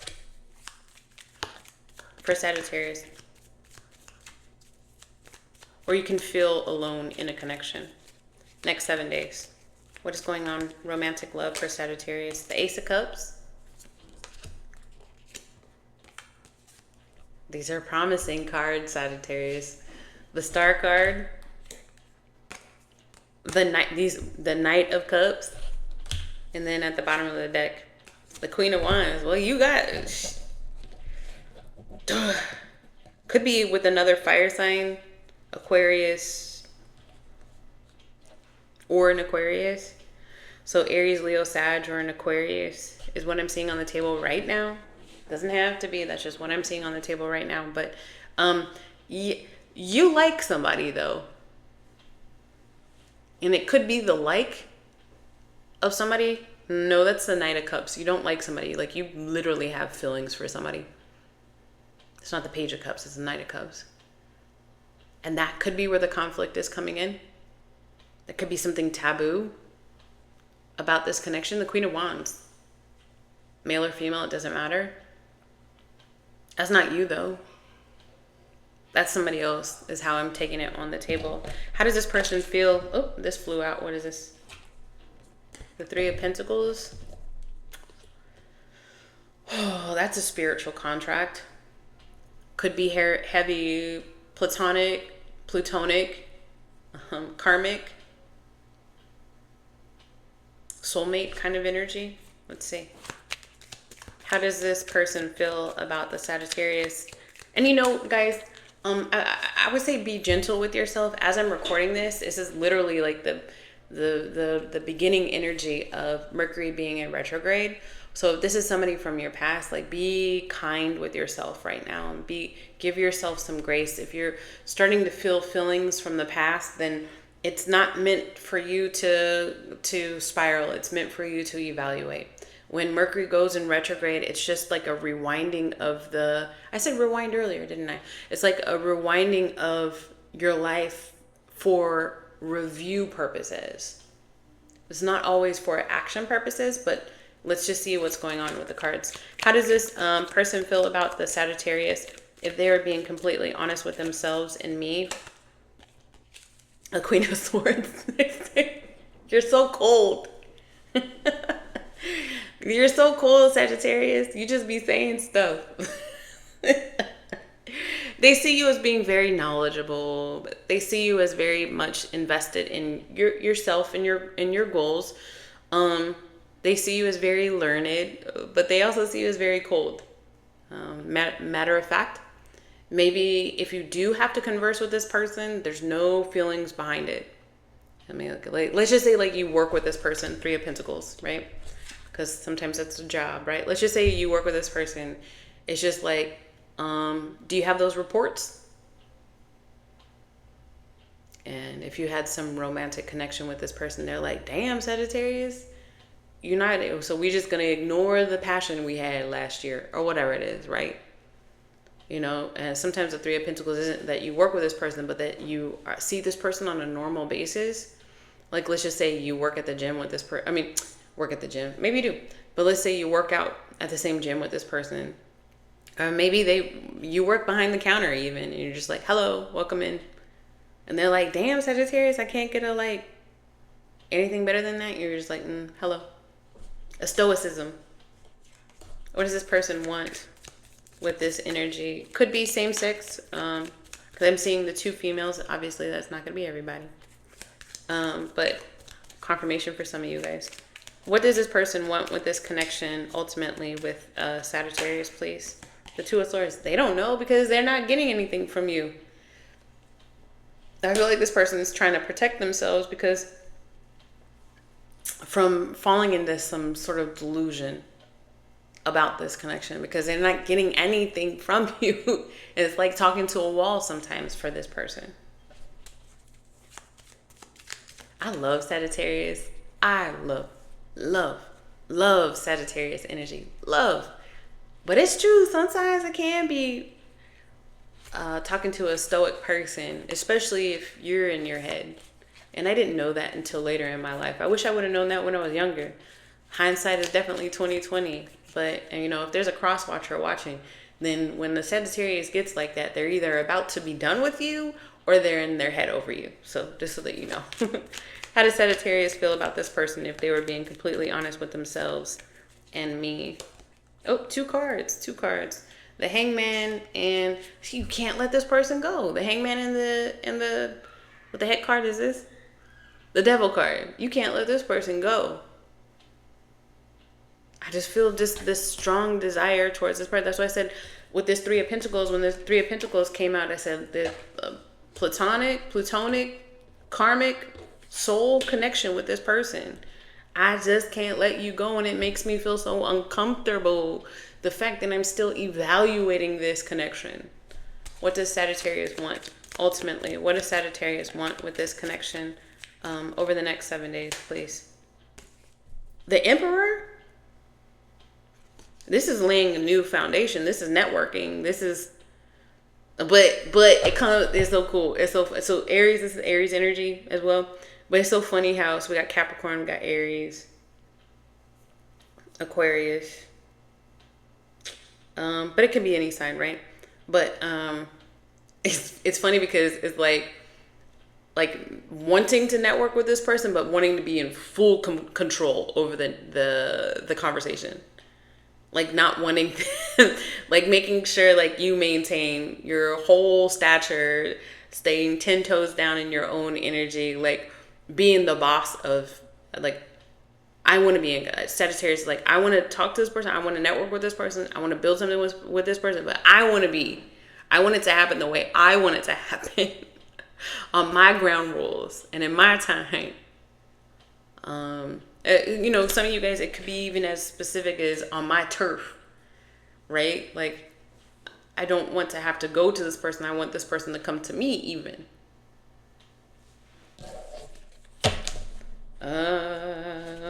So let's see. This is a connection that's not really connecting. The energetic cord is there. The thread is there for sure. But it's 2 people that, there's so much potential for healing here. This is like a potential new beginning, passionate beginning, feeling loved. It's potential, and then there's a potential for healing. Healing is here. No, this is a potential. Healing is here, but like, where are you going to go with this cup? Are you going to give it? Are you going to be open to receiving it? A shift in this connection is what I see. But both of y'all are feeling the ick of and the weight of the karma still. Where's this connection heading for Sagittarius and this person over the next 7 days? Where is this connection heading? Oh, this came out in the Scorpio reading. So I don't know. You're an adult, but if you want to watch the Scorpio reading, go ahead. Be my guest. You just got to rewind a little bit. But this is literally like it literally says like everything happens for a reason. Find the silver lining. I'll read it to you for you, Sagittarius. Everything happens for a reason, period. Release regret and embrace the opportunities. Here's an opportunity for love, a new beginning. Embrace the opportunities for happiness. Search for the silver lining. So both of y'all are, let's not talk about this person. Yes, this person is like, they don't even see you coming. If you're calling them, if you're texting them, you're coming to see, if you do decide to go and see them, they don't even see it coming. You will catch this person completely off guard because the last interaction they had, or all you've ever or lately been giving them, is the cold shoulder. Okay, so they would be flabbergasted, but it was supposed to happen. Y'all were supposed to lose touch. Y'all were supposed to have the argument. Y'all were supposed to go into your own heads and evaluate, in your own hearts and evaluate, in your own energy and evaluate. Y'all were supposed to do that. The conflict and the contrast was supposed to be there. And it was supposed to happen, or happen over and over again, until somebody, hopefully, prayerfully, both of y'all got the clue. Holy shit. There's a reason why this keeps happening. There's a pattern here. Why is this pattern showing up? How am I contributing to the pattern? How can I contribute a different way?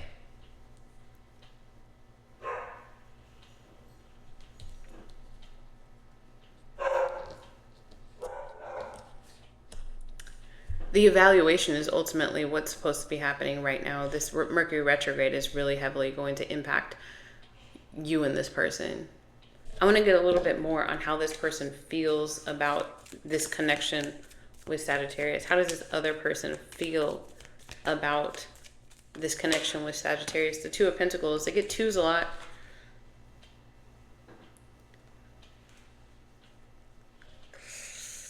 I was going to say TF. I don't want to say TF. I don't want to say it. I don't want to say it. It feels very soul bond-esque, I'm going to say. It feels very soul bondy. They're very protective of their feelings, Sagittarius. They're not showing their feelings. And that could be learned behavior too, right? And I'm not pointing any blame. I'm talking you through this because it's something that needs to be talked through. And that's why Spirit is telling you, hey, evaluate it. There's a reason why this happened. There is a potential for happiness, but you need to evaluate it first. But a learned behavior, like I kept saying, that this person felt like they were, trying to engage with you, and all they got was one-word answers, or no response, or being left on red, or the cold shoulder. And so their learned behavior is, when I'm like, hey person, let me tap into your energy, tell me how you feel about the Sagittarius, they're like, yeah, I'd rather not, because I've shown my feelings before. And the behavior that I've learned is, when I show feelings, I don't get feelings back, so I'm just going to hold my feelings. Unless you're dealing with another Sagittarius. The feelings are there. They're choosing not to be vulnerable. Your feelings are interesting though too, because you get the Devil card and the Hangman. And this is just telling me that you feel attached to this person. You feel a bond to this person. Let me pull another card. How does Sagittarius truly feel about this person? Unexplained kind of thing. How does Sagittarius truly feel about this person deep down? The Three of Cups. Yeah, look, you really want to,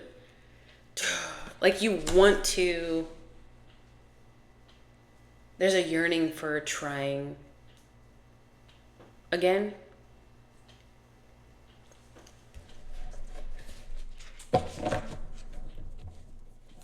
Spirit's not going to let you do it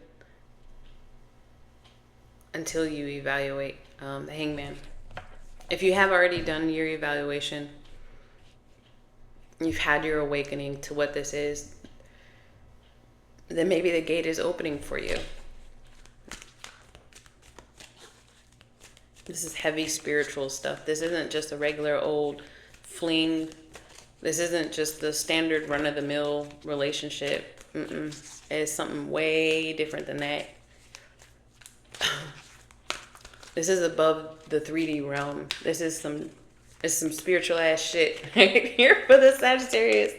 I'm gonna get a little bit more on where this is ultimately heading over the next 7 days. How about this? Very specific spirit. Over the next 7 days, what can Sagittarius see in their 3D reality when it comes to this connection with this person, please? Thank you. The 3 of Ariel.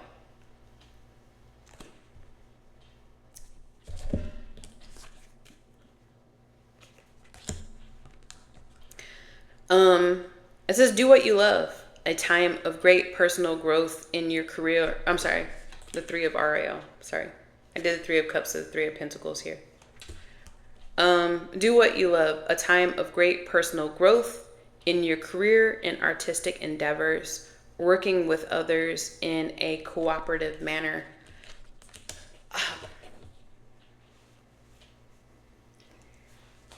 You know, you might be shocked to find how much awareness this other person has about this connection, Sagittarius. 3 of Pentacles, again, more confirmation that you guys are working parallel on your lives and your ascension. So what you might feel is less stressed, less of a negative pull towards this person, less triggered by this person, Sagittarius. Over the next 7 days, you might feel more love versus opposite feelings of that towards this person. You might feel kinder energetically towards this person. You might feel more forgiveness towards this person in your energy, in your heart space. As you're going in this retrograde, as this retrograde is hitting, as I'm recording this, potentially as you're watching this, I think it's like 40 days or something from the 24th of June on. But you might feel like it's a less anxious kind of feeling. When you do feel the pull towards this person, you might find yourself thinking about the person and saying something crazy like, I pray their day is going well. Something crazy like a smile is cracked on your face when you think about this person versus, right? Or you might have a good memory or fond memory versus this person did me wrong that one day when they said that thing.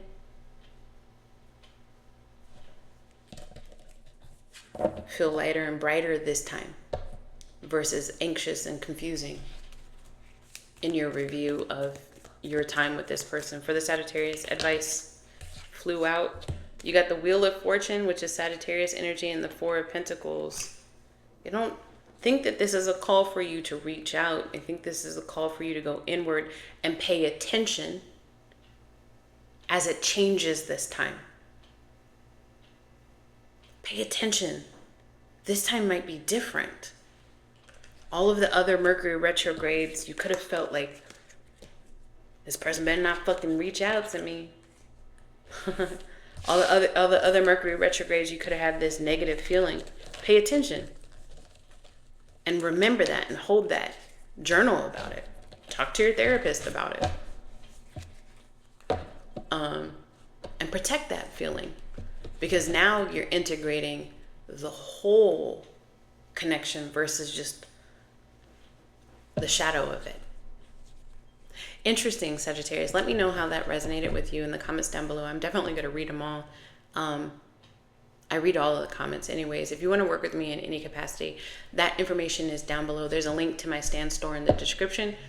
Please consider liking, subscribing, and turning on that bell notification button. It really does help in this energetic exchange. Until next time, sending you love. Let's move on. Okay, we're going to the Capricorns in the house. Capricorn, Sun, Moon, Rising, and Venus. Capricorn, do me a favor. Come to this reading with an open heart and an open mind. My intention with this reading, as with all my readings, is try to give you some clarity on your romantic love life, right? Take it as it resonates. Don't force anything. If the roles need to be reversed, reverse them. We're talking to the Capricorns in the house. What is their current love life looking like? And then what is it gonna look like in the next 7 days as they're viewing it? All right, current love life. Confused. And then where is it heading over the next 7 days? Nourishing. Confused. Nah, we're gonna grow this. We're gonna grow this. I think we're gonna grow this. Yeah, we should grow this. But there's a lot of growth happening too. Out of the confusion will come clarity for you. And it's because you've had a lot of self-growth and you're finding your soul and you're becoming more in sync with your soul's needs, listening to your soul, your future self, your higher self, your universe, your God, the universe, your God. But right now, you just like the footing is kind of like unfamiliar, uncertain. I mean, this could even be like kind of a new connection. And it's like, I don't know exactly how to navigate this just yet. But then that gets illuminated for you over the next 7 days for the Capricorn. And it's less confusing. Now you start feeling a little bit more comfortable in the routine of it. Let's just see. For the Capricorns, greatest and highest good. Capricorn, romantic love. What do we got? These two cards want to come out. The Five of Cups came out with the Two of Swords. The confusing part. Here you go. I don't know if I want to take the deep dive. I don't know if I want to. Again, this idea of some of you guys could be starting out like a quasi-new connection, Capricorn. And you could be starting it out with a bit of hesitation, a fear of being vulnerable, a fear of having to start again, a fear of negative trauma bleeding into this new connection, a fear of holding this new person accountable for something some old person did, you know, as like a form of like self-protection. For the Capricorn. Next 7 days. Two of Cups.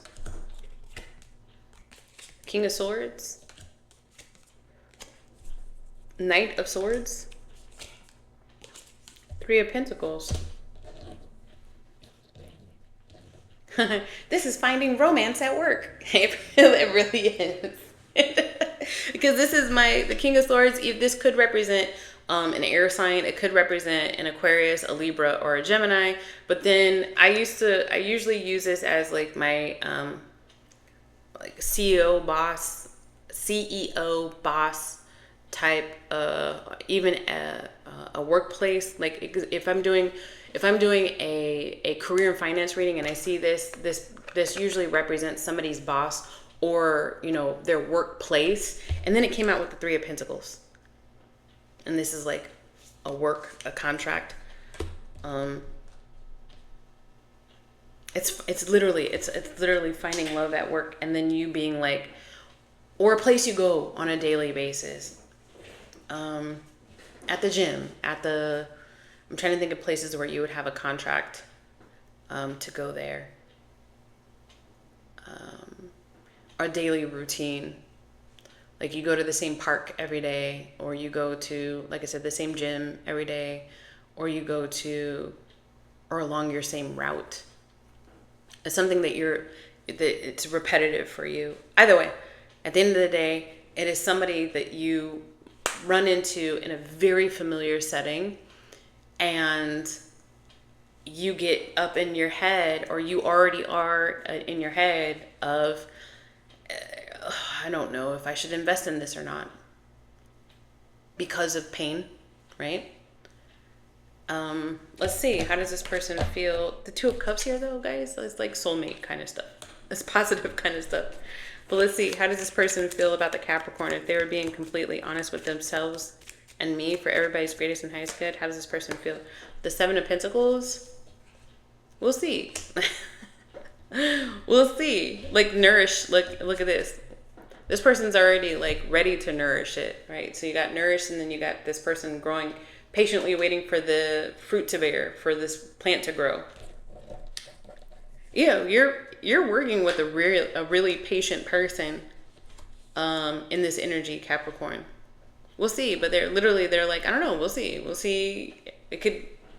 We can try to make this grow. This person would be willing to put in the work to see it through, to get past the first initial stage of dating. What do they want ultimately from this connection with the Capricorn? The Eight of Wands. More conversation, more of your time. For you to get the clue. Because sometimes this is spirit, coming and talking to you in your head.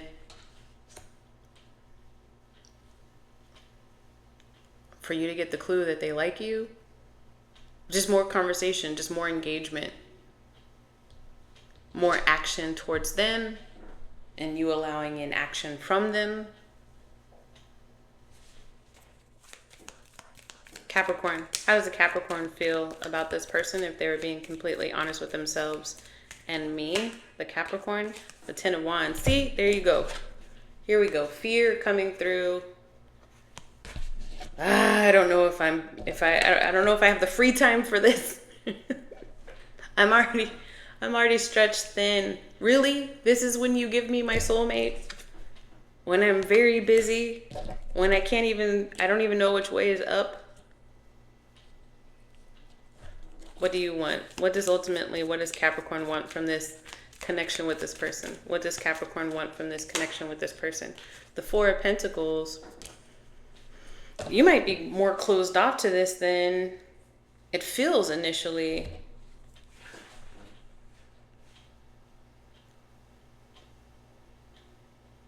Let me get a little bit more, because I don't know if that's exactly it. What is this Four of Pentacles about, please? What is this Four of Pentacles about? The Queen of Swords. Queen and King of Swords. Let's just keep it where it is. So if you met this person at work, you might see it. You might intuitively know that this could be something, but let's just keep it where it is. Let's just keep the scenario where it started. Let's just continue to be friends. Let's just continue to be work partners.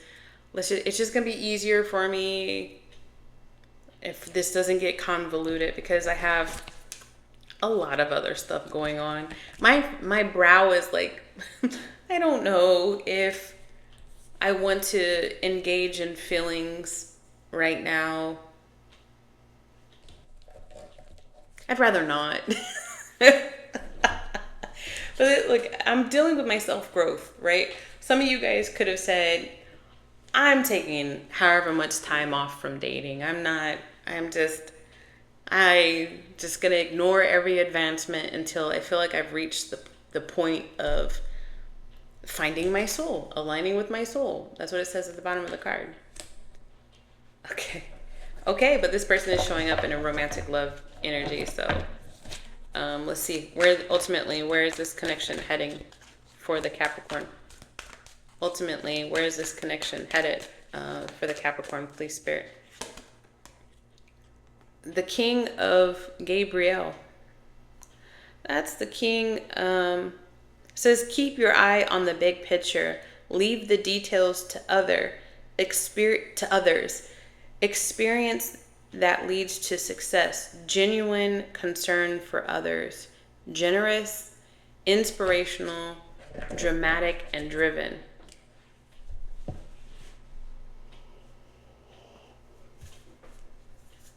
It's the King of Pentacles, but it's almost saying to me, like,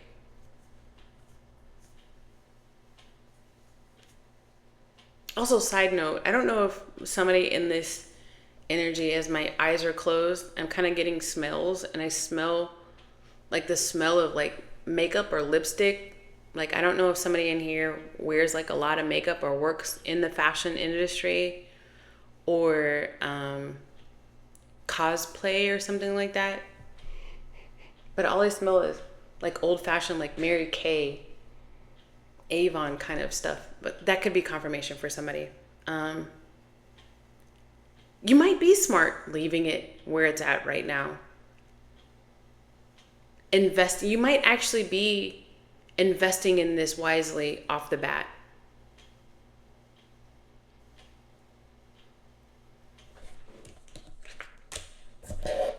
Why is this here for the Capricorn? Like, how is that the outcome of this? How is the outcome? How is that the outcome of this? The Ace of Ariel. It's your lucky day. New resources and money. Money, money, money, money. Right. You might work with this person. The Ace of... Okay. The Ace of Pentacles. Maybe it is confusing because you have feelings for this person, but you are meant to work with this person. And for some of you guys, that actually means work with this person. Like literally work with this person. Like sign some sort of contract with this person. Like this is a good this is a soulmate.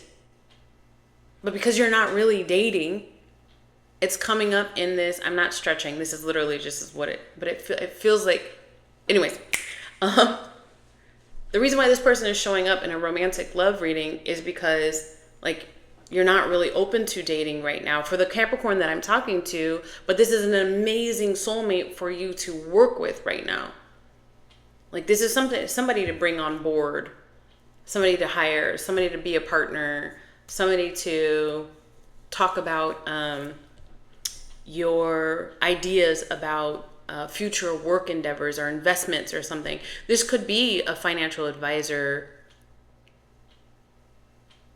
that you're attracted to. This could be somebody at work that you're attracted to. This could be a potential investor that you're attracted to. And Spirit is basically saying, yeah, you're attracted to this person, but don't worry about it. Y'all are meant to work together. Y'all are meant to be soulmates at work. New resources of money, time, and support. A change in job or promotion. The reason why this person is coming towards you right now, and the reason why you're so attracted to this person, like magnetized towards this person, and then you, is because they're supposed to help you pivot in your career and take things to the next level. Regardless of if y'all start some sort of romantic thing down the line. I don't feel like that's a right now conversation. The conversation is they're going to help you nourish yourself. They're going to help you with growth. And it's going to lead to more money.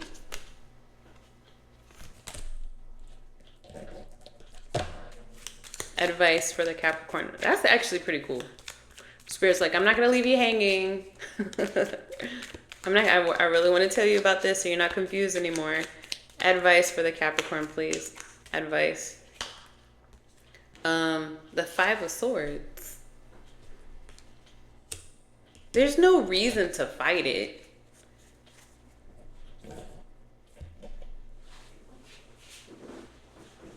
I will say that this person does feel like they've already lost an opportunity with you.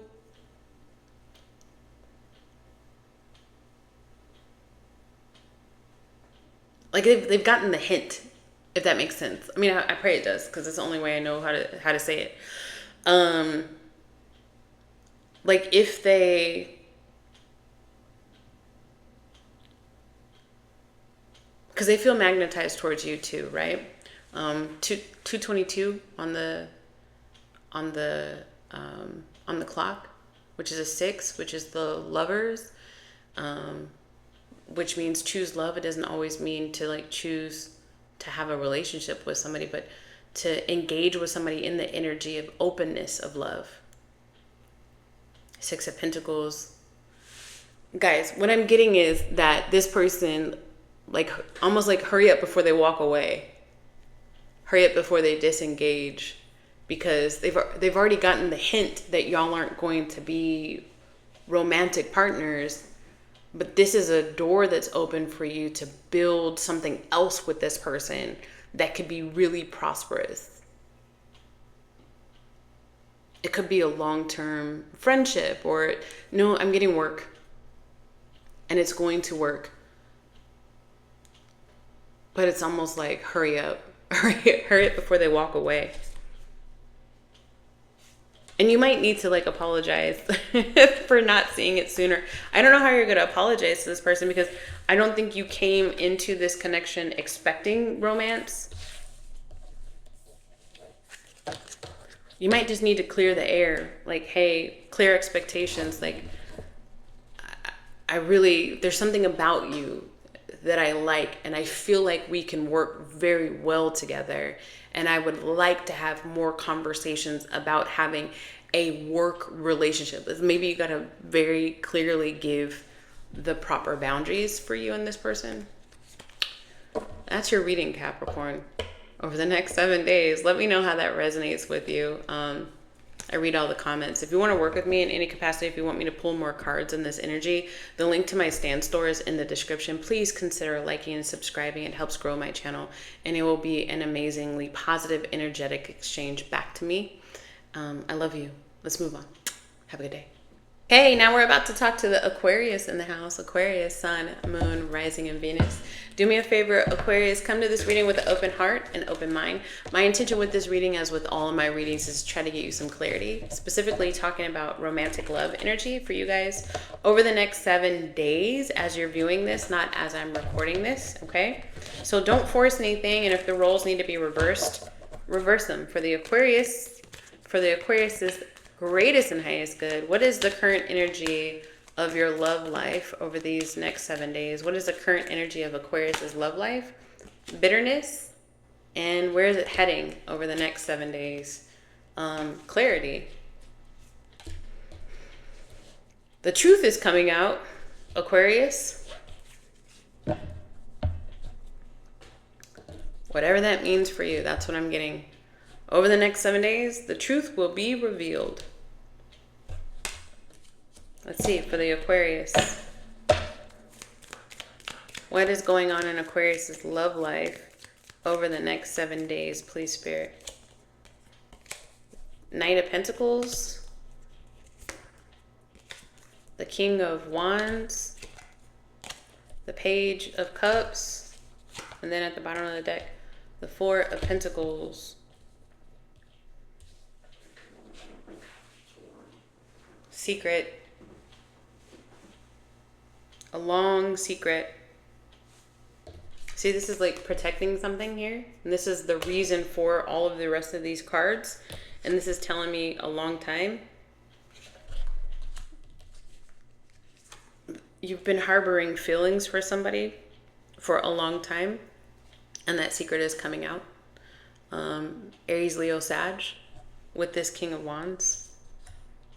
And it doesn't have to be like an Aries, Leo, Sag. It could just be like an attraction to somebody who is very attractive, who's very outgoing, who's very sensual, having a passionate bond with somebody.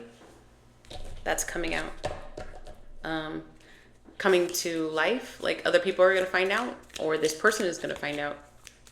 Tell me about the next 7 days. Give me a little bit more on what's happening in Aquarius's reality over the next 7 days. The Hermit card, the Ace of Pentacles, the Death card, and then at the bottom of the deck, the Eight of Swords. I feel like you've been holding your feelings for somebody, and that's coming out. The Knight of Pentacles, you've been keeping it to yourself for a long time. You want an opportunity with this King or Queen of Swords. It doesn't matter, male or female, but this very attractive person, this very outgoing person, this very passionate person. The feelings that you had are now kind of growing.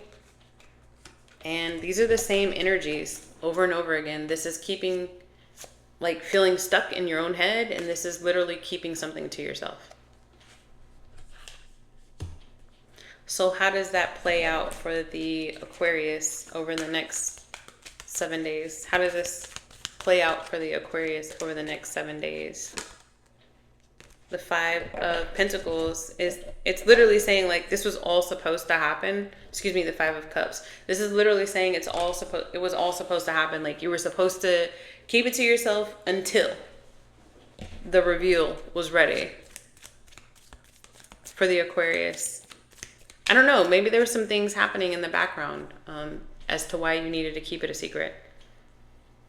But it's a good thing you didn't say anything, because then it would have ruined everything, whatever that means. How does this person feel about the Aquarius if they're being completely honest with themselves and me? How does this person feel about the Aquarius? The Nine of Cups. They wouldn't have been ready for you to come towards them. But it looks like now they are. What intention does this person want? Or what does this person want with this connection with the Aquarius? To work on it? The Eight of Pentacles. How does Aquarius feel about this person if they were being completely honest with themselves and me? The Seven of Wands. What does Aquarius want from this connection with this person? What does Aquarius want from this connection with this person? The Five of Pentacles.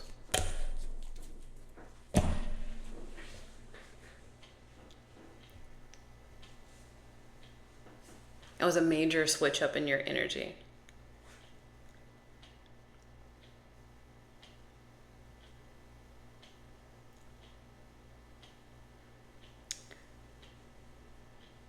Your attachment to this person, Aquarius, makes you angry.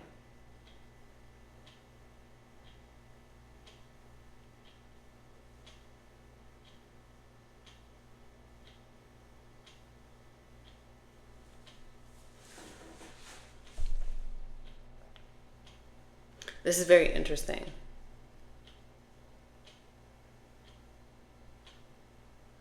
And it's that anger that's getting revealed over the next 7 days. Your feelings about the person.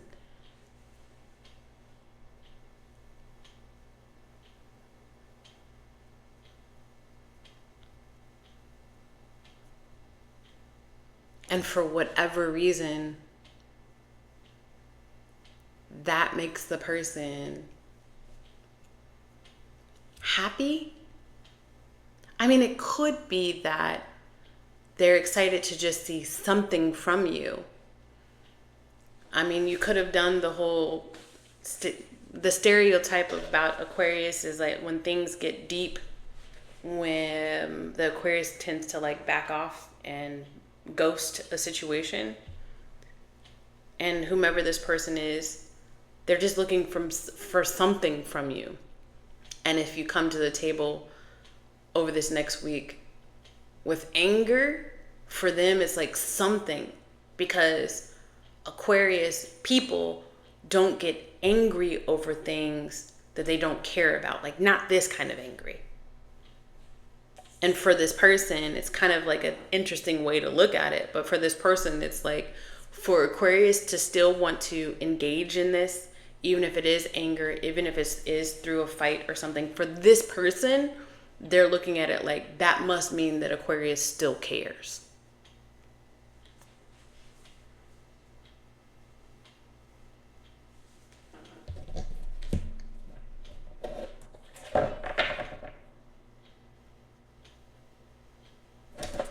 Where is this connection? This is very interesting. Where's this connection heading for the Aquarius, please? Where is this connection heading for the Aquarius and this person, please, ultimately? The Queen of Pentacles.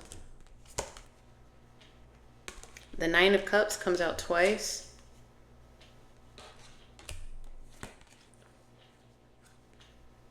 The Knight of Swords. The Knight of Wands, sorry. And then the Ace of Swords. There's a conversation.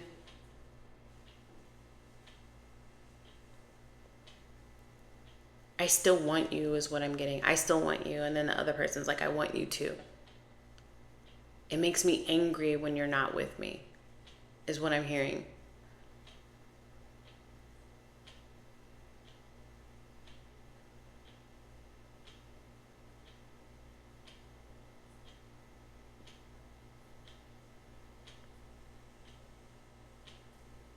I just keep pausing because I'm just worried here about this. Like this right here And this is where the anger, I mean, this is where I get worried.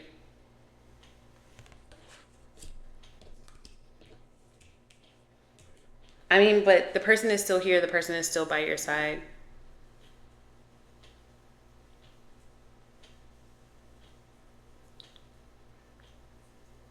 I just want to make sure it's healthy, right?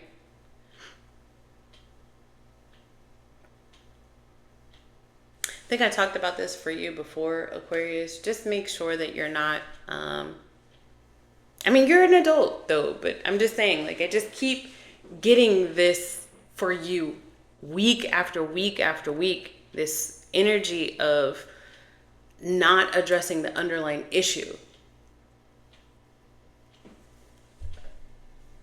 I mean, I can understand somebody's perspective. I mean, I got a lot of Libra in my chart, so the good thing is that I can see both people's perspective a lot of the time. And I can understand your person's perspective. If this is your story, please do not force anything. But I can understand them saying, well, geez, if Aquarius is getting angry, then that must mean that Aquarius still cares. But then sometimes people have anger problems. And the anger is literally just anger. It's not just somebody who hasn't found the words for it.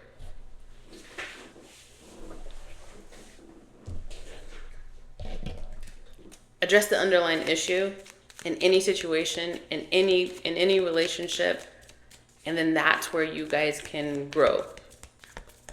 Advice for Aquarius, please. Advice. The Strength card.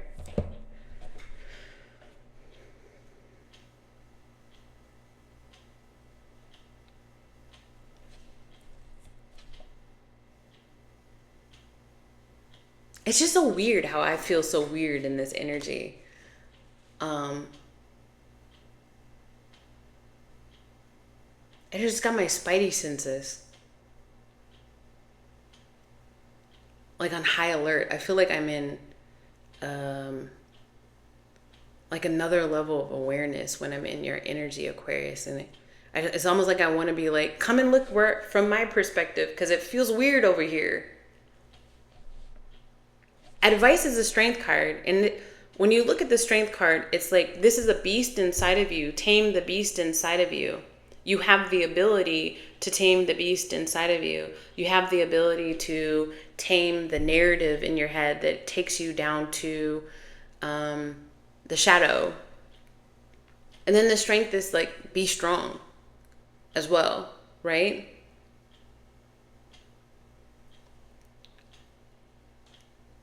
I'm going to stop tapping into your energy because I'm telling you right now, it feels... What word do I want to use? I just keep going back to this. There's like this... I don't like it. And I don't want it. I'm sending you love, sending you prayers. I'm here for everybody's greatest and highest good, but I also have to be here for my greatest and highest good. And when I dive into this, it doesn't feel like two people that want to come to a resolution. All right, I'm leaving that alone. I'm about to cleanse. Let me know in the comments down below, guys. I'm sending you prayers. I'm wanting the best for everybody. Prosperity, peace, partnership, and progress. That's all I'm praying for anybody watching this, viewing this, or around this energy.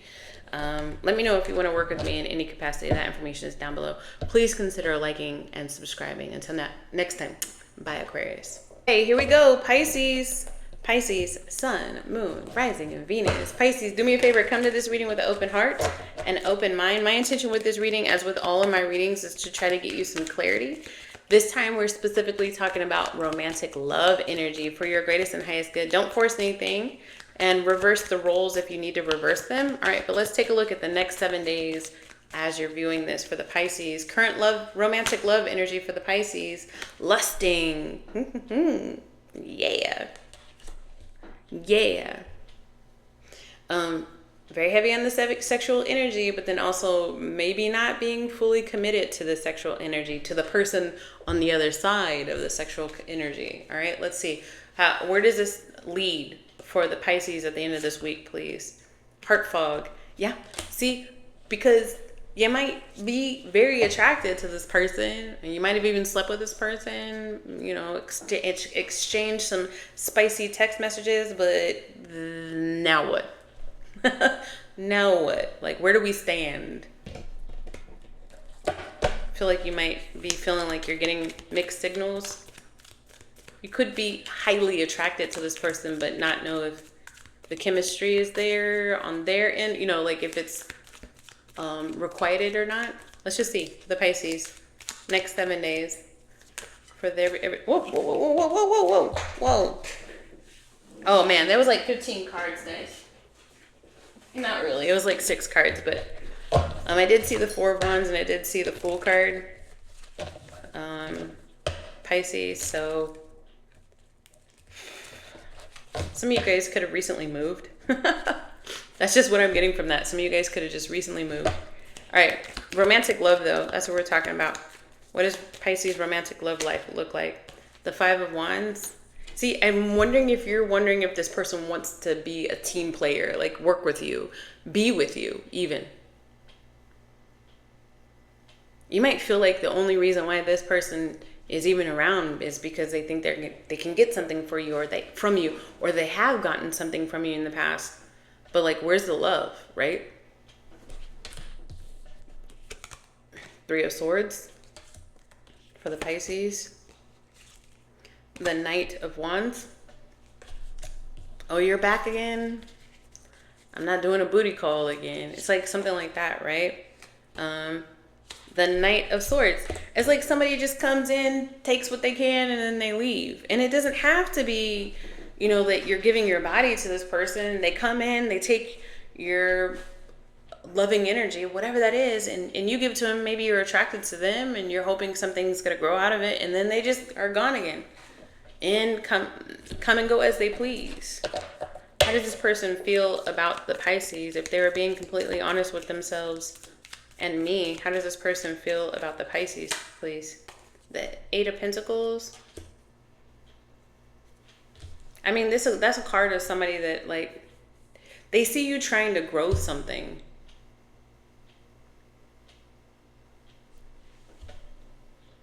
Keeping your head down and working really hard. My nose itches a lot. They see you trying to grow something. And maybe that's what gets them excited. Just wanting to be a part of your light. What does this person ultimately want from this connection with Pisces? What does this person ultimately want with this connection with Pisces, please? The Nine of Pentacles? Like, that's the card of independence.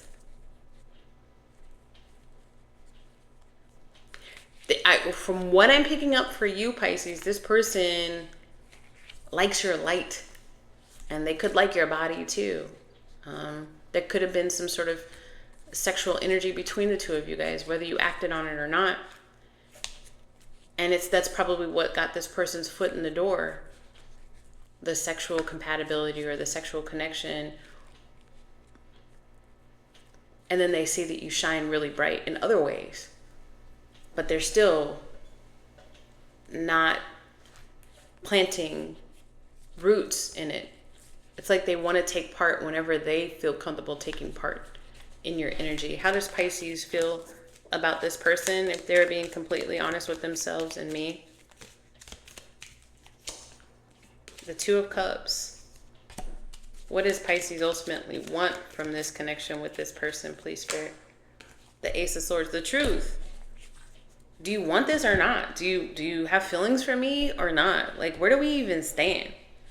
Because this back and forth shit, I'm not here for it. I'm picking up on your anger, Pisces. I'm not here for this back and forth shit. Yeah, I'd love to sleep with you too. But I mean, like, what happens after that? Is this just that? Because I got a lot of stuff working for me. So are you going to work with me or what? Right, Pisces? That's what I'm getting. Where is this connection ultimately headed between Pisces and this person over the next 7 days? Where is this person ultimately headed? The Fool card? Believe in yourself, listen to your heart, do what makes you brings you joy. Pisces, if you've already, like, you see something in this person, like, but you see, make sure you're not projecting. You see this person's potential, and that's great. And I love that about you. But just make sure you're not putting them on a pedestal that they don't deserve to be put on. Like, if their words don't match their actions, pay attention to that. If their actions don't match their words, pay attention to that. Don't fill in the gap. Just let it be what it is. People are always going to show you who they are. Where is your love life intended to lead? Where is your love life intended to go? Oh, you got to let the burden go. That's what flew on the cards. This feels like more burdensome than anything. And from what I've learned about life, and as a tarot reader and as just a person who pays attention, it's not, if it's meant to be, it's not meant to be so confusing. For me, confusing means temporary. For me, confusing means there's a lesson I'm meant to learn and then let it go. What trajectory is Pisces' love life meant to be on if they're aligning with their greatest and highest good? The Three of Wands, the Six of Wands, the Ten of Cups, and then at the bottom of the deck, the Tower. This was built, whatever this was, it was built on sand. It's not meant to last. It's meant to be a temporary thing.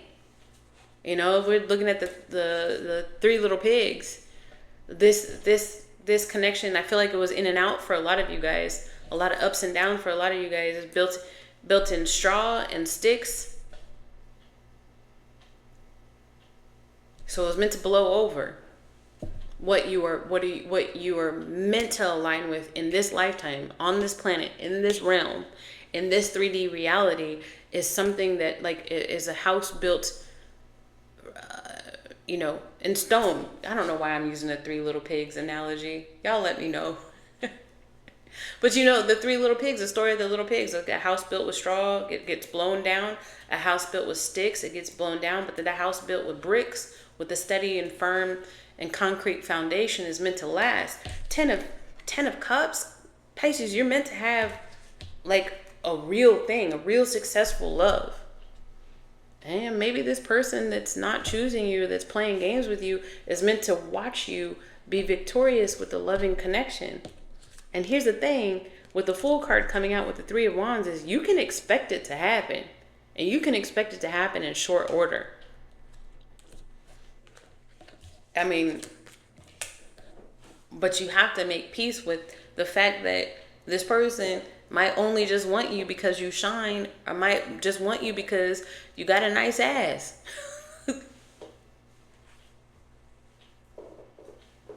Look at me in my eyes and tell me I'm lying. I'll wait. I'm a Pisces Venus, so I understand what it's like when you're like, but I can see the potential, but I don't know, but ain't no buts.